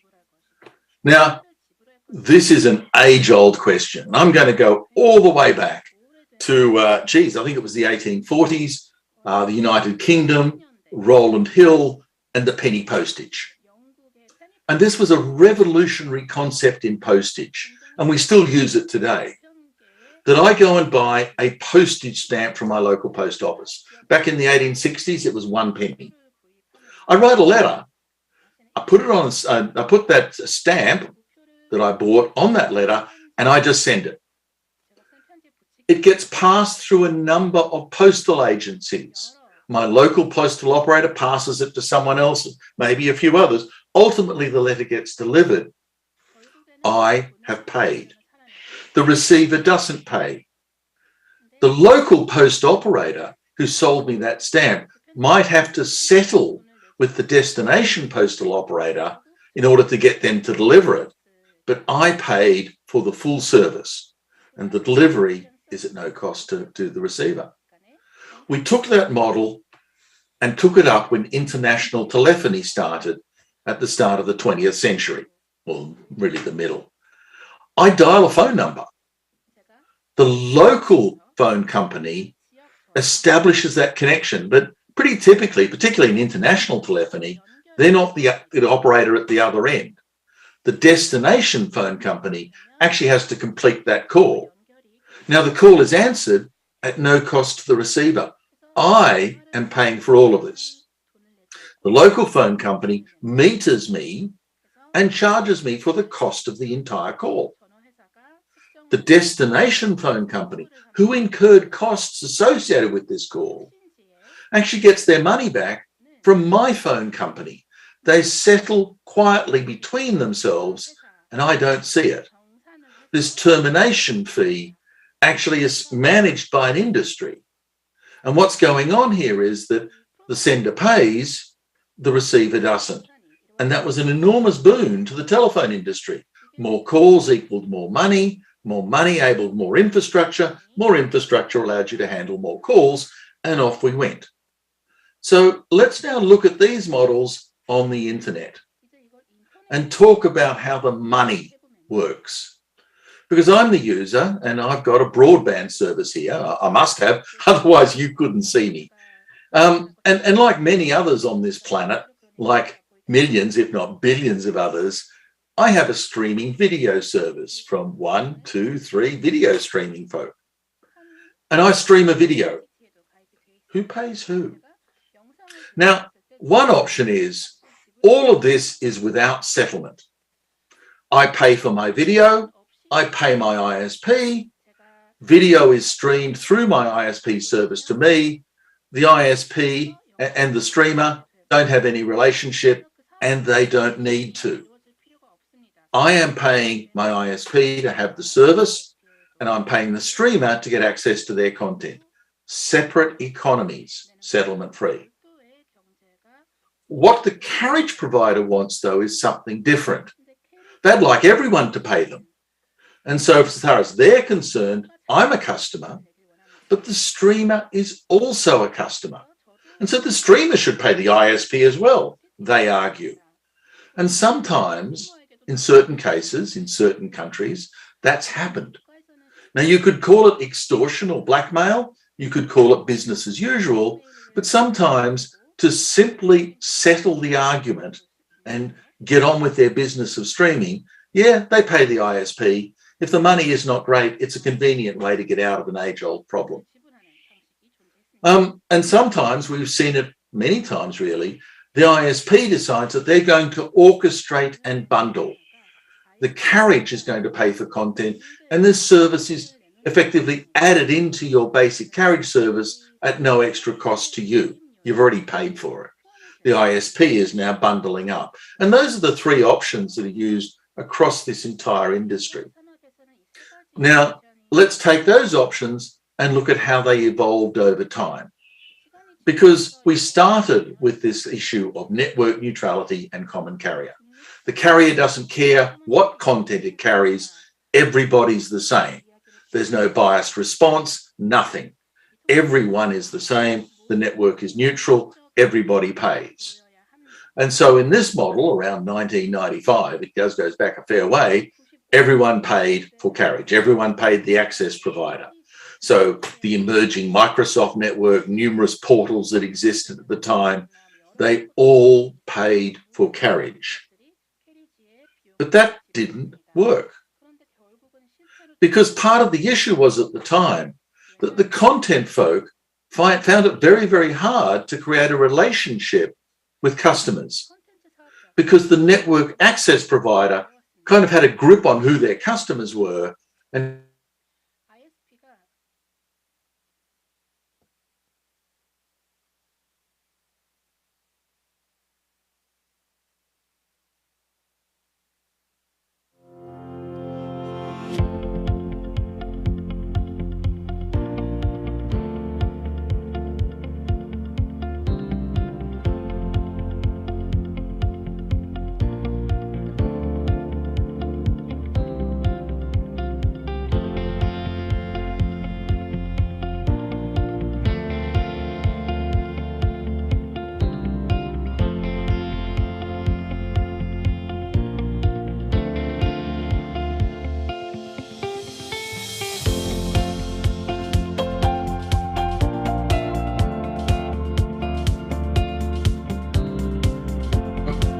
hopefully we're back now. I don't know what happened. I will start to share my screen once more if the music can go away. So let's try and share this again and continue on. And I was talking about the evolution of who's paying whom. And the issue was that Access was being asked to pay for content because there was no way that content could create a separate relationship with the providers. And so they tried to say, well, the only reason why you've got customers is because of our content. You should pay us for that content. That didn't work. Complete failure. So the network access providers said, well, why don't we just own the content? And a number of countries, and Australia was a classic, had their major ISPs trying to own content completely. Even today, I think Verizon owns Content Factory. So, you know, this was the idea that I'm going to bundle the content so tightly, I own it. Failure.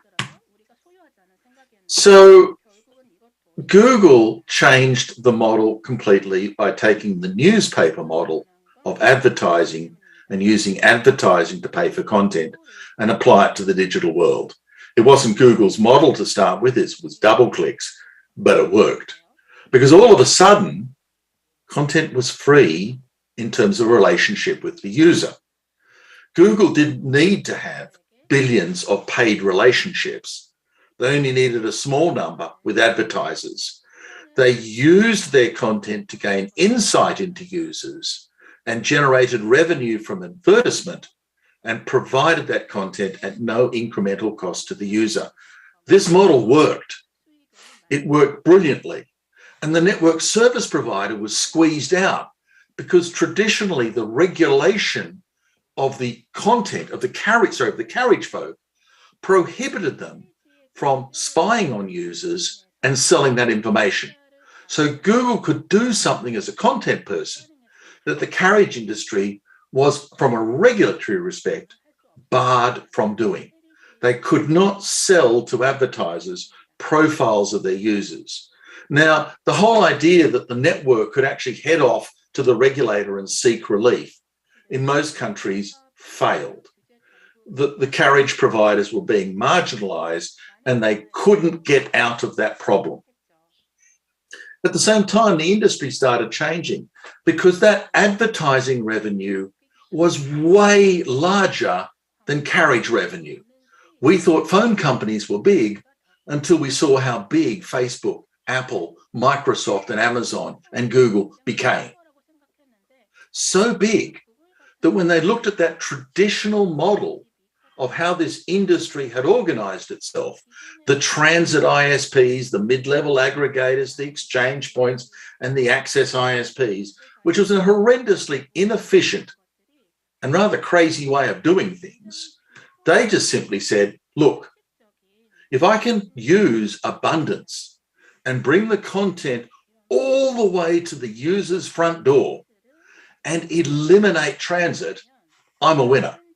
And the user's a winner. The only loser is the carriage industry. We're now seeing in most economies somewhere between 70 to 95% of all paid content being streamed from content distribution networks. The transit industry has now died.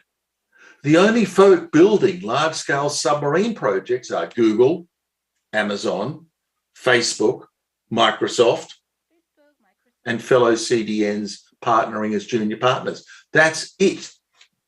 No one else builds infrastructure anymore at that scale because content is now the dominant economy of the internet. The transit, as we knew it, has died. Exchange points have died. Peering is irrelevant. All of this is now a content industry. And they've aggregated. There's only around 7 major providers now. They have much lower costs and much greater efficiency through doing this. And the shared public carriage network is now history. All that's left is the last mile access network and a bunch of old greybeards, including me, arguing about peering and transit and exchange points. Irrelevant. Now, adapting to change is always hard. Some companies are struggling, some are doing a bit better. Water, probably okay. Electricity, this whole rise of green energy and the gradual declining of coal-based electricity, that's proving to be a major problem. Transportation and the change from petrol to electric, a major problem. And the networks are finding it hard as well. And when you're finding structural change happening in your industry, the hardest thing to do is to actually recognize it, accommodate it, and change your business model. It is so much easier to blame Google, to blame Netflix, to blame anyone else who is actually the signaling factor of change and say, well, it's their fault. It's not. The fault is really in your own business models and your need to adapt. And, you know, the models that put in the high-speed broadband access infrastructure in Australia, in Korea, in the United Kingdom, in many economies, if their back ends and business models weren't able to accommodate a fantastically high level of use of streaming 8K high definition video multiple times to every single residence, if you can't accommodate that, then you're out of touch. It's your problem. It's not Netflix's problem. Now, for the telcos, this is a bitter pill to swallow because they came from complete control. The telephone was the orchestrator of the rest of the industry. The industry is now completely deregulated, and the only signals left are market skills. And the telco hasn't changed. It has the wrong people, the wrong managers, the wrong outlook, the wrong investors, the wrong shareholders. And they're finding this harder and harder to survive. What it wants is to rebuild the past. What it wants is to recreate those wonderful days of the 1970s when it was in control, when it was a monopoly, when it had high margins.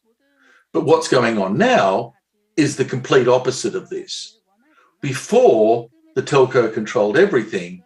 These days, it doesn't control anything. And this whole issue of where are we going with this wasn't to a bigger, larger, more unifying telecommunication service provider. It was actually carriage was suppressed into commodity.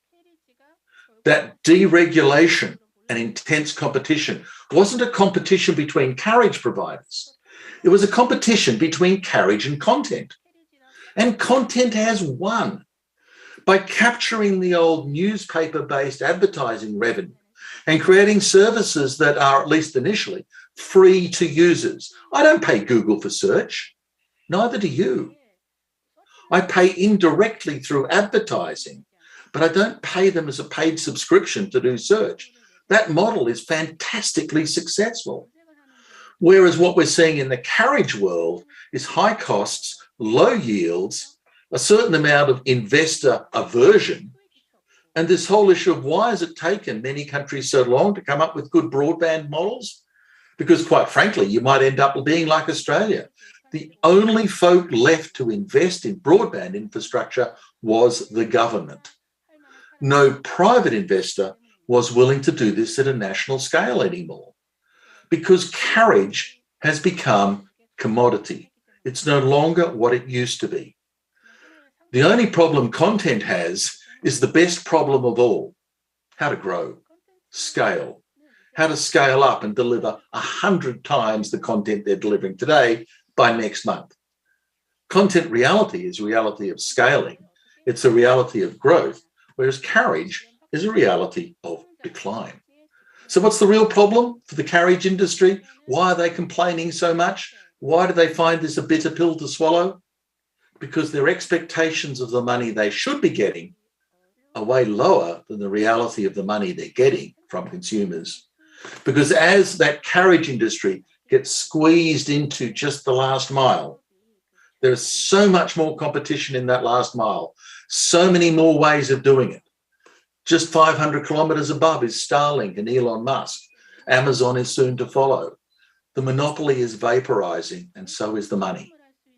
So what the carriage industry is facing is the perfect storm. Absolutely the perfect storm. Content now runs this business. And that content business is actually a business based on surveillance capitalism. It's based on advertising. It's based on making that whole payment model highly indirect. So users don't get to see those direct prices directly. What they see instead is advertising. And over a century of acclimatization, television, newspapers, radio, we accept advertising. We're quite happy with it. But carriage providers are still regulated. They can't play. They try very, very hard. They try to block content. Remember in 2012 in South Korea, where KT tried to block Samsung smart TVs because the smart TVs were just too smart. They were streaming too much data. Call in the government, call in the regulator. And again today, other countries have tried looking at the DNS, trying to use that information from the ISP's own DNS to sell their customers to advertising. Hasn't been a success. But the content folk were looking. They were seeing the carriage folk trying to bust into their model. And they didn't like it. And they don't like it. And the answer, as I'm sure you're all aware, is that the content folk are now encrypting like crazy. All content is now carried in secure transport sessions. We're even now doing encrypted client hello to encrypt the last part of visibility as to what content users are going to. The user is now sharing nothing with carriage. We're encrypting in the DNS. We're even encrypting the transport protocol itself. A huge amount of today's traffic now uses encrypted transport through QUIC. And we're now experimenting with oblivious services, oblivious DNS, oblivious HTTP, to even hide the endpoints from each other. No one in the middle, in the network, now knows what content they're carrying. They have no knowledge anymore. They're being pushed deeper into that commodity role of knowing nothing. So what are we learning from all this? Well, despite what I'm saying, carriage needs content and content does need carriage. They are mutually reliant on each other, and that tension as to who gets the money isn't going away. When carriage ruled supreme and was vertically integrated, that was great for carriage, lousy for content, and content has now said never again. That's not coming back. Even the monopoly model of carriage is breaking up. We're now seeing massively replicated content replacing a large amount of carriage.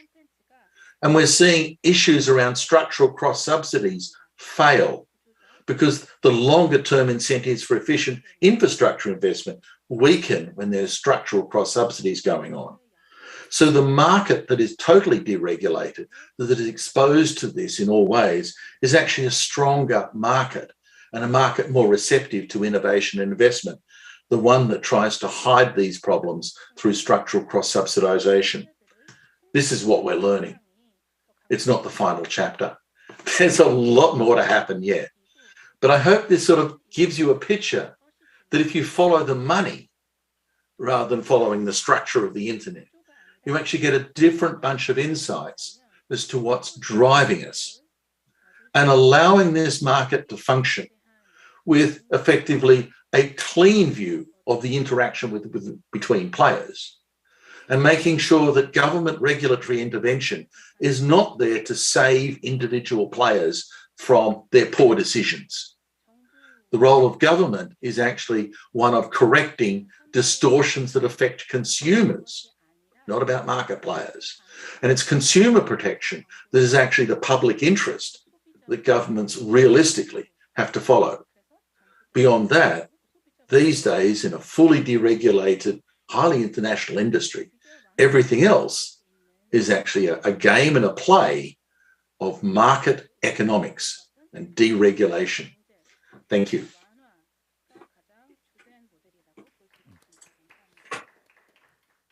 네, 이상으로 발표를 마치도록 하겠습니다. Thank you. That is all for the presentations. We're a bit behind time, but we will take 5 minutes to get ready for our discussion, which will take place at 3:02.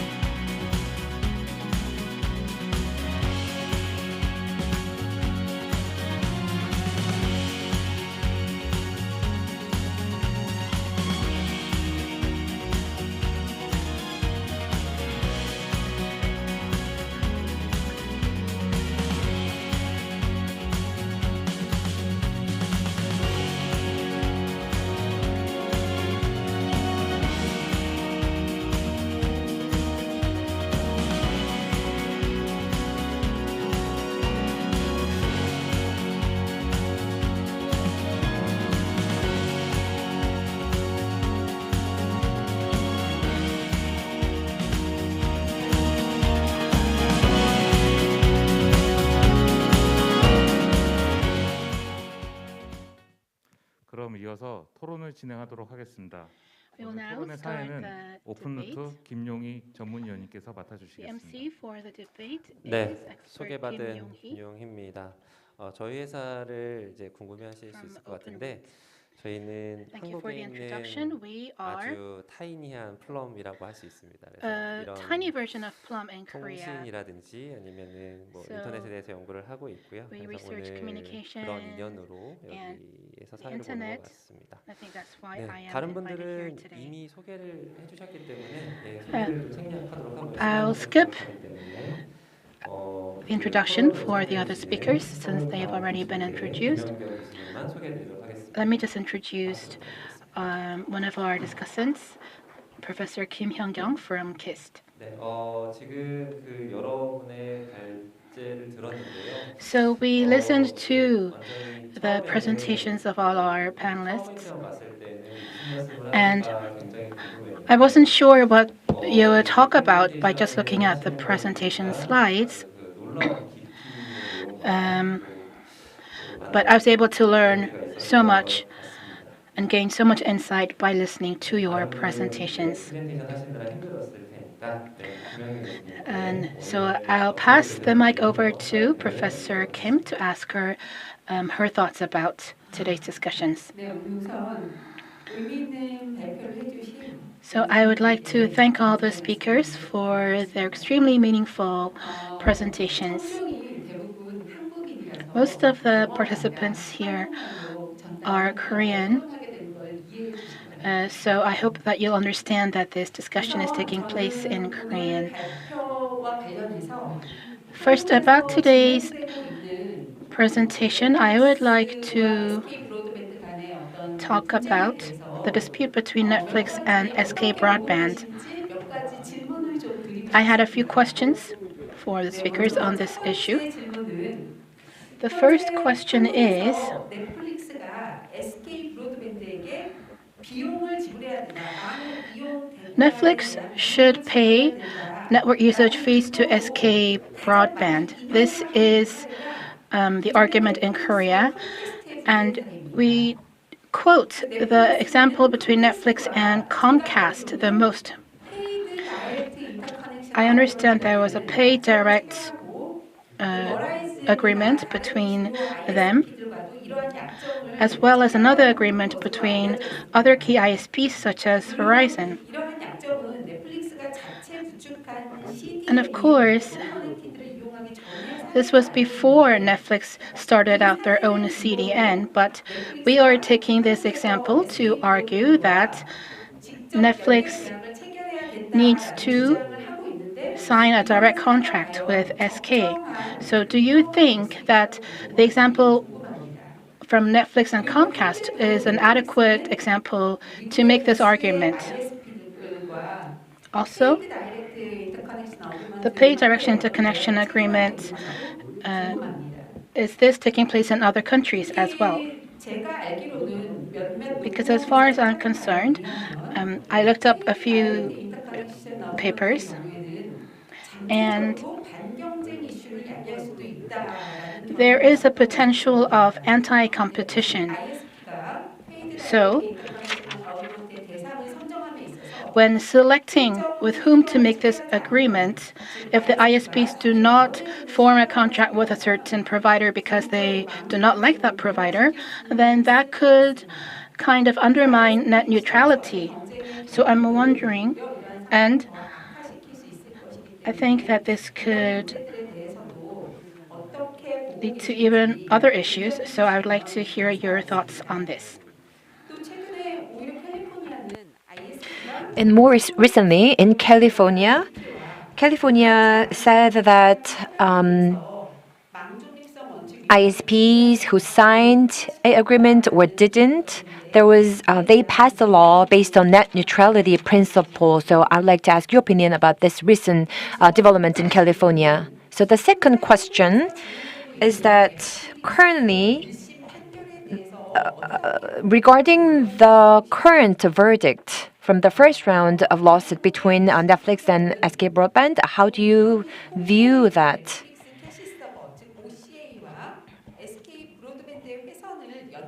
This is a between the first 교수님 verdict is about 지금 통역하시는 분이 좀 너무 빨라요.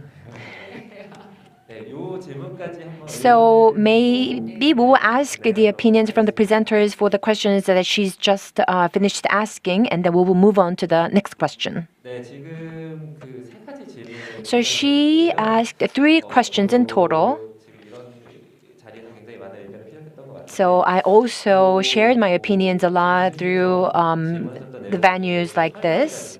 So if you have any opinions or explanations that you'd like to add, I also like to open the floor, open to the audience if you have any opinions that you want to add.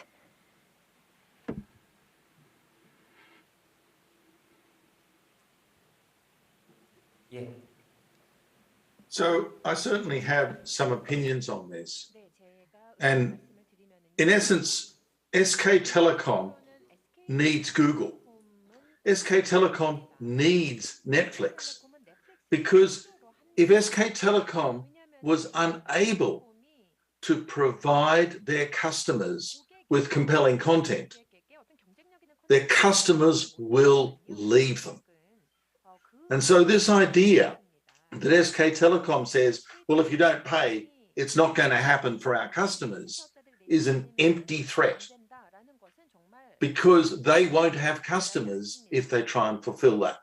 So in some ways, this is just the same as all the other arguments we've seen in this industry. It's bravado, it's breast beating, it's putting a big front up, but behind it is nothing. And all Netflix needs to do is sit there and wait. Netflix is not a customer of SK Telecom. They don't directly interconnect. And what SK Telecom is demanding is what many other places call blackmail and extortion. Because that's all it is. It's a relatively primitive form. It's the customers who are paying SK Telecom that are causing that Netflix content to move through SK Telecom's wires. And if SK Telecom has a poor business model that cannot accommodate that traffic, that's not Netflix's problem. And for SK Telecom to say, government, please, we've made a lousy business decision, force Netflix to pay us, please, is just crazy. And I'm with Netflix on this one. It's a problem of SK Telecom of not getting their business model right. It's not a problem that Netflix has to pay for. The Comcast precedent that was cited was a different one about quality of service and some rather strange issues that only surface in the US, because the US telecommunications regime is even sillier than most other countries. And they were kind of forced into it by, again, just political craziness. It was a forced decision. It wasn't a precedent. We all knew that. They're not paying them anymore. Comcast needs Netflix. They really do. And because that is a relationship that is more about what Comcast needs for its customers, Netflix doesn't pay anymore. It's simple as that. Thank you.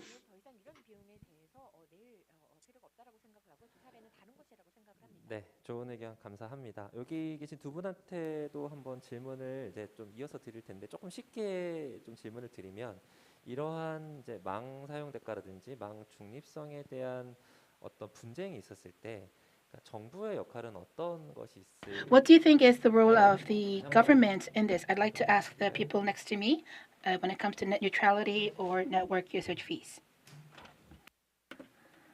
네, 다시 한번 질문 드릴까요?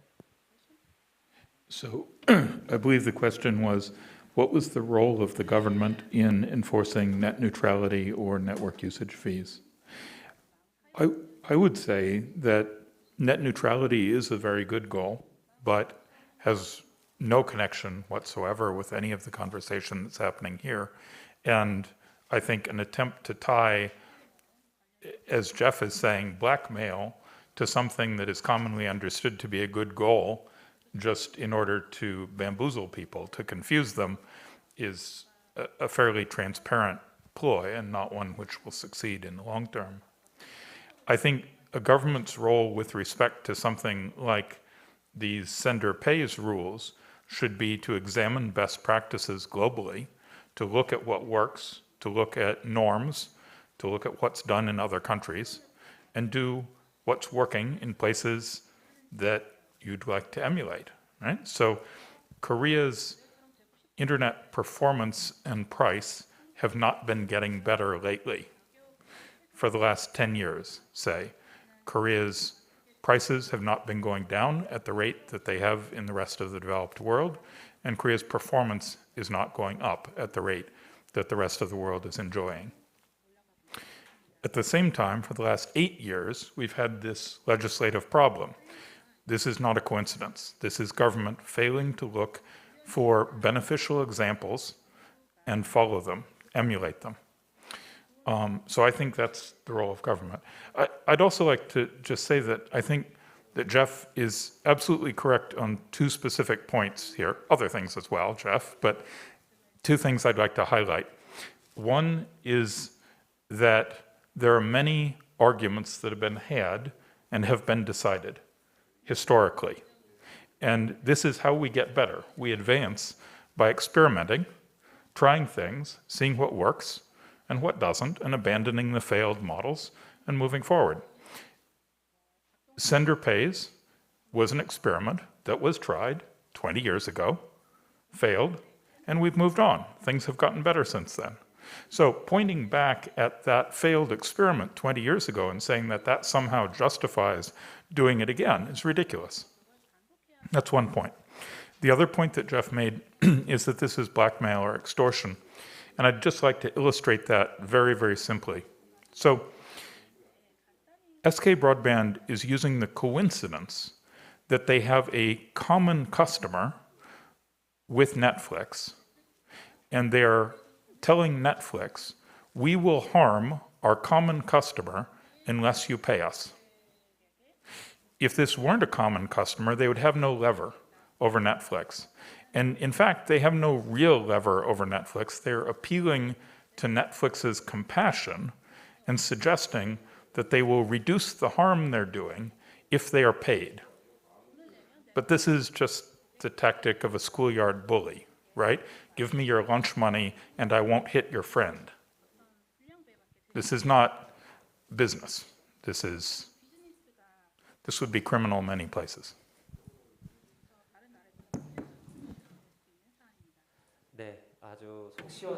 So thank you very much for sharing your candid opinion. So would like to ask Professor Kim for additional questions. Thank you very much for your answers. Recently, I heard the opinion of one Korean lawmaker. So his perception or her perception was that this is a network that we put much effort to build. But these global CPs are free riding our network. So this is unfair, and this is why we have to enact a law. So that was the opinion, a statement made by one of the Korean lawmakers, which really startled me. I was very surprised because I thought it was a very dangerous comment. So first of all, regarding this perception that it's prevalent in the Korean National Assembly, due to this perception, this signing an arrangement with ACP and relevant laws are currently being discussed at the National Assembly. So it could be Netflix or Google. So those global CPs will need to sign an agreement with Korean ISPs if the law is passed. Then if this law is passed, what impact do you think will have in the global ecosystem? So for this question in particular, is there anyone from the floor that would like to answer? So the Korean government and the National Assembly are stepping into the realm of global CPs and the business. So it may be a repetitive question, but if you have any questions, please raise your hand and share your idea with us.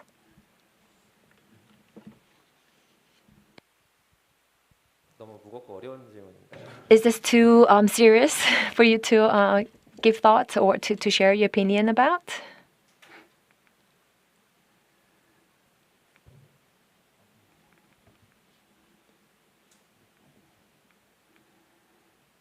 네, Okay, then 여러분께서 반복적으로 설명을 해주신 for this question was asked, and in some part of the question was answered in previous comments that we shared. So I myself would like to ask one question. 결국에는 이게 지금 망 사용대가 So network usage fee issue and interconnection 결국에는 이제 issue, ISP 사업자가 한국에서 those 있어야 되지 issues 않을까라는 의견을 raise 있습니다. 그래서 some opinions that Korea needs tier 1 operators as well.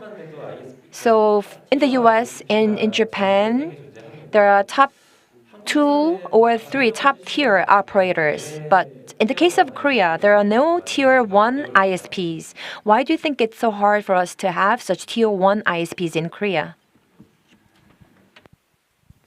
Well, internet service providers are in the business of moving content from, bandwidth from internet exchange points to users. Mostly that comes in the form of content that is sourced from content networks. You have to aggressively pursue bandwidth at exchange points in order to have product to sell. And so these tier 1 networks, these global transit providers, typically peer at hundreds of internet exchange points. You saw that there's 725 internet exchange points in the world. There are plenty of large networks that peer at several hundred of those. By contrast, you saw that Korea's 3 largest are peering in, 10 cities, 5 cities, and 5 cities? This is nothing. This is tiny. There are internet service providers in Paris and London that only serve one city that have that much peering. So they are not pursuing global markets. They are sitting on a monopoly, oligopoly, and trying to exploit it as much as possible, rather than entering into new markets and trying to bring in foreign revenue. If they were producing more bandwidth here and selling it abroad, that would bring revenue into Korea. If they were selling services abroad, that would also bring revenue into Korea. They're not really doing either of those things. Yeah. The job of a network traditionally was to carry the user to the service. So when the service was far away, you needed transit and other services to get to the digital service that your user wants to get to, right? But what we've seen in the last 10 years is that services and content have shifted towards the user. Most traffic only goes a couple of kilometers from the data center to the user. And behind the data center are private feeder networks, not public networks. There are no tier 1 transit providers that economically matter in the global economy anymore. They're not one of the world's 10 largest publicly traded companies. They're not one of the world's 100 largest publicly traded companies. They've disappeared. The most valuable company on the planet is Apple and Microsoft and Amazon and Google for a reason. Because now that we're using abundance in storage, abundance in computation, abundance in bandwidth, we're able to replicate content and replace the job of transit with these content distribution networks. The real question that Korea should be asking itself is, why aren't we operating a content distribution network? Why are we letting others do it for us? Because that, oddly enough, is today's question rather than yesterday's. And that's not even a government question, that's an investment question.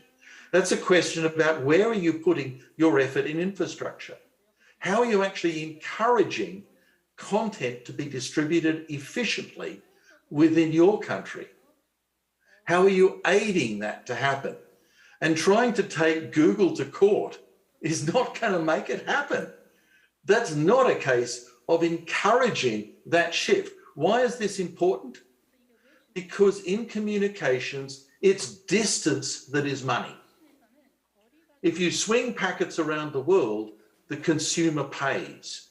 If you swing packets across your city, it's incredibly fast, incredibly cheap, and incredibly efficient. If you want your infrastructure to do more things, if you want it to be cheaper, more agile, more flexible, bring the service and the consumer closer together and you will achieve that. And the only way we know how today is actually through this world of content distribution. And that, to my mind, is the cutting edge of where the internet is right now. Trying to hobble your infrastructure with government regulations that reflect the reality of the year 2000 is perhaps the worst possible role of government regulation. We're not here to rebuild failed business models. We're here to help investors build tomorrow's business model, because quite frankly, that's where national prosperity is heading. This is not about the past, it's about the future. And so I would actually say, forget about transit. That's a done argument. It's fun, it's finished, it's over. Forget about peering, that's over too. Think about content distribution and think about some of the successes you get in working with this. Squid Game is actually an export fantastic success story. There have been very few Korean content that has taken the world by storm. Thanks to Netflix, this happened. It would not have happened without Netflix. And if you think about what's happening with globalization and the essential role of these content distribution networks in assisting national communities to reach global markets, I think then you're thinking in terms that are ultimately of benefit to everyone, including Korea. Thank you. 네, 좋은 의견 감사합니다. 혹시 Professor Kim, do you have any other questions? No, she's good. So I think it's almost end of the session. So network operators and content providers are now intertwined under this global value chain. So they both need to take stance through which they can maximize their profits and interest. So as for a conclusion, they need to collaborate, they need to cooperate, they need to work together to maximize their respective benefits.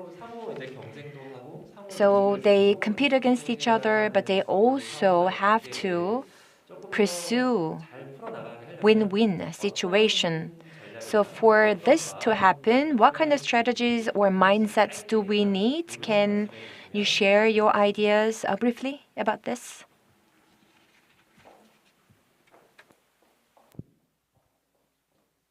어디? Yeah, Mark.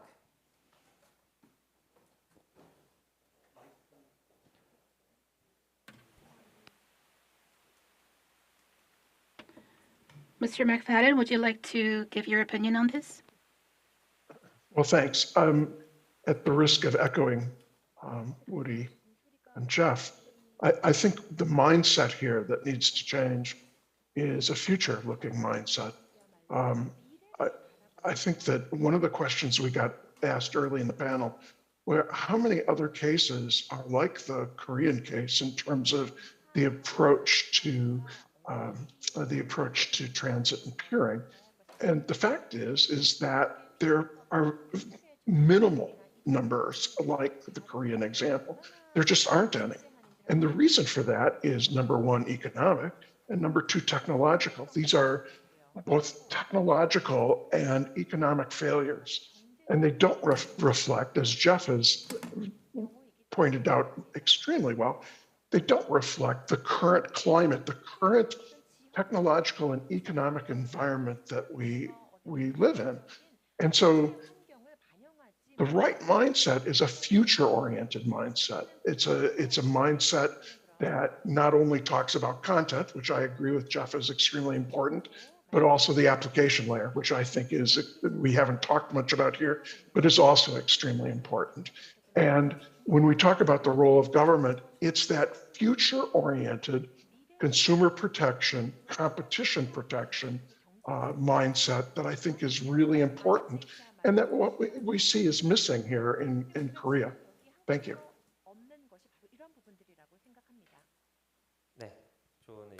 Thank you very much for your valuable opinion. Any other comments that you'd like to add?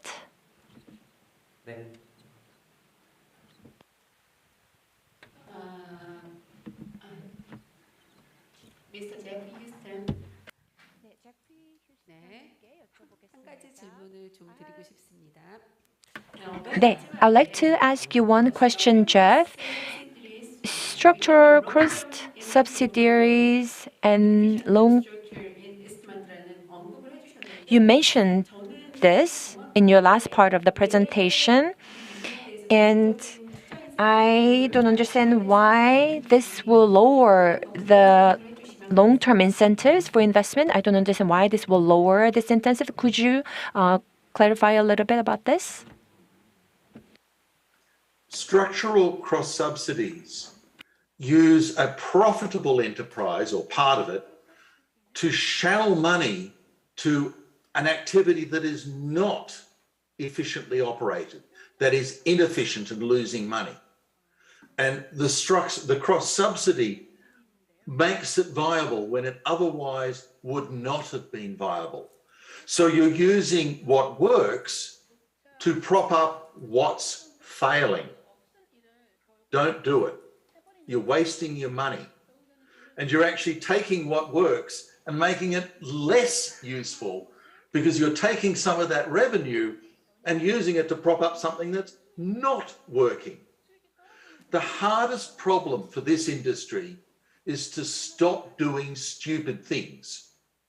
We ran ATM networks for 2 decades longer than we should. We keep on doing silly things for longer than we need to. We need to stop the stuff that's costing us money and not working and use that money to what users actually want rather than what they're being forced to have. Structural cross-subsidization inhibits that process, and it creates monopolies that entrench their position because they protect the bits that don't work with the bits that do, and competitors find it hard to leverage that out. And so what you create is a closed market that becomes static and doesn't change. And in 10 years' time, you look at your neighbors and go, why aren't we keeping up with them? What happened? And the answer was, protectionism never works. It just simply cements the past into the present, and it shouldn't be there. So structural cross-subsidy is one of those evils that, quite frankly, you should never think about and never, ever do if you're trying to create an efficient base for all the rest of human activity that we're sort of pinning on top of this digital foundation. If you want that digital foundation to actually operate efficiently, expose it to market forces and don't try and blind them with cross-subsidization. So I think I'm actually giving you economics 101 here. I'm like, this is not hard stuff. It's just basic issues around once you deregulate, let those market forces go where they need to go, reflecting both current and future need, and stop trying to reflect the past. Thanks. Historically, the problem with cross subsidies was often that a company would have a monopoly in one space, like traditional telecommunications, and they would bleed that monopoly. They would draw excess rents out of that monopoly and use it to subsidize something that they weren't good at, like internet service, and artificially depress their prices, driving more effective competitors out of business. So historically, that was already bad. What's even worse is cross-subsidizing from one effective industry into a failed industry. So taking money directly from one competitor in one market segment, content, and giving it to someone who can't keep their business working in another segment because they haven't modernized. So as Jeff has pointed out, the correct approach here is not to try to bleed something that's working to prop up something that's not, but instead let the thing that's not working die or fix itself or be replaced by more effective competitors while investing in competing in the new, more effective segment, right? So, I mean, CD Networks is about the only Korean CDN that ever really operated outside of Korea, to the best of my knowledge. So why is that? Why aren't there more?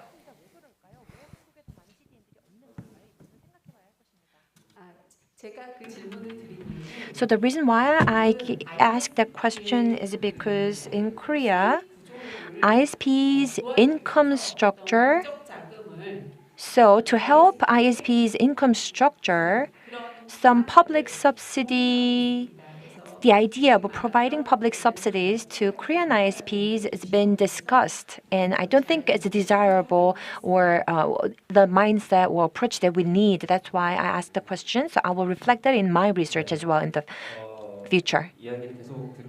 So I would like to continue this interesting discussion, but I think our time is up. So lastly, last comment that I'd like to give is that we need to cooperate in pursuit of innovation. And in doing so, we need to create a level playing field where no one is discriminated. So creating this desirable competing environment is what we need the most. So who will innovate services and who will bring more demand from customers and consumers? So we need to think about this aspect and the best strategy that we all need to accept. So this is a wrap, and I hope that I will see you again in the next very available forum. Thank you.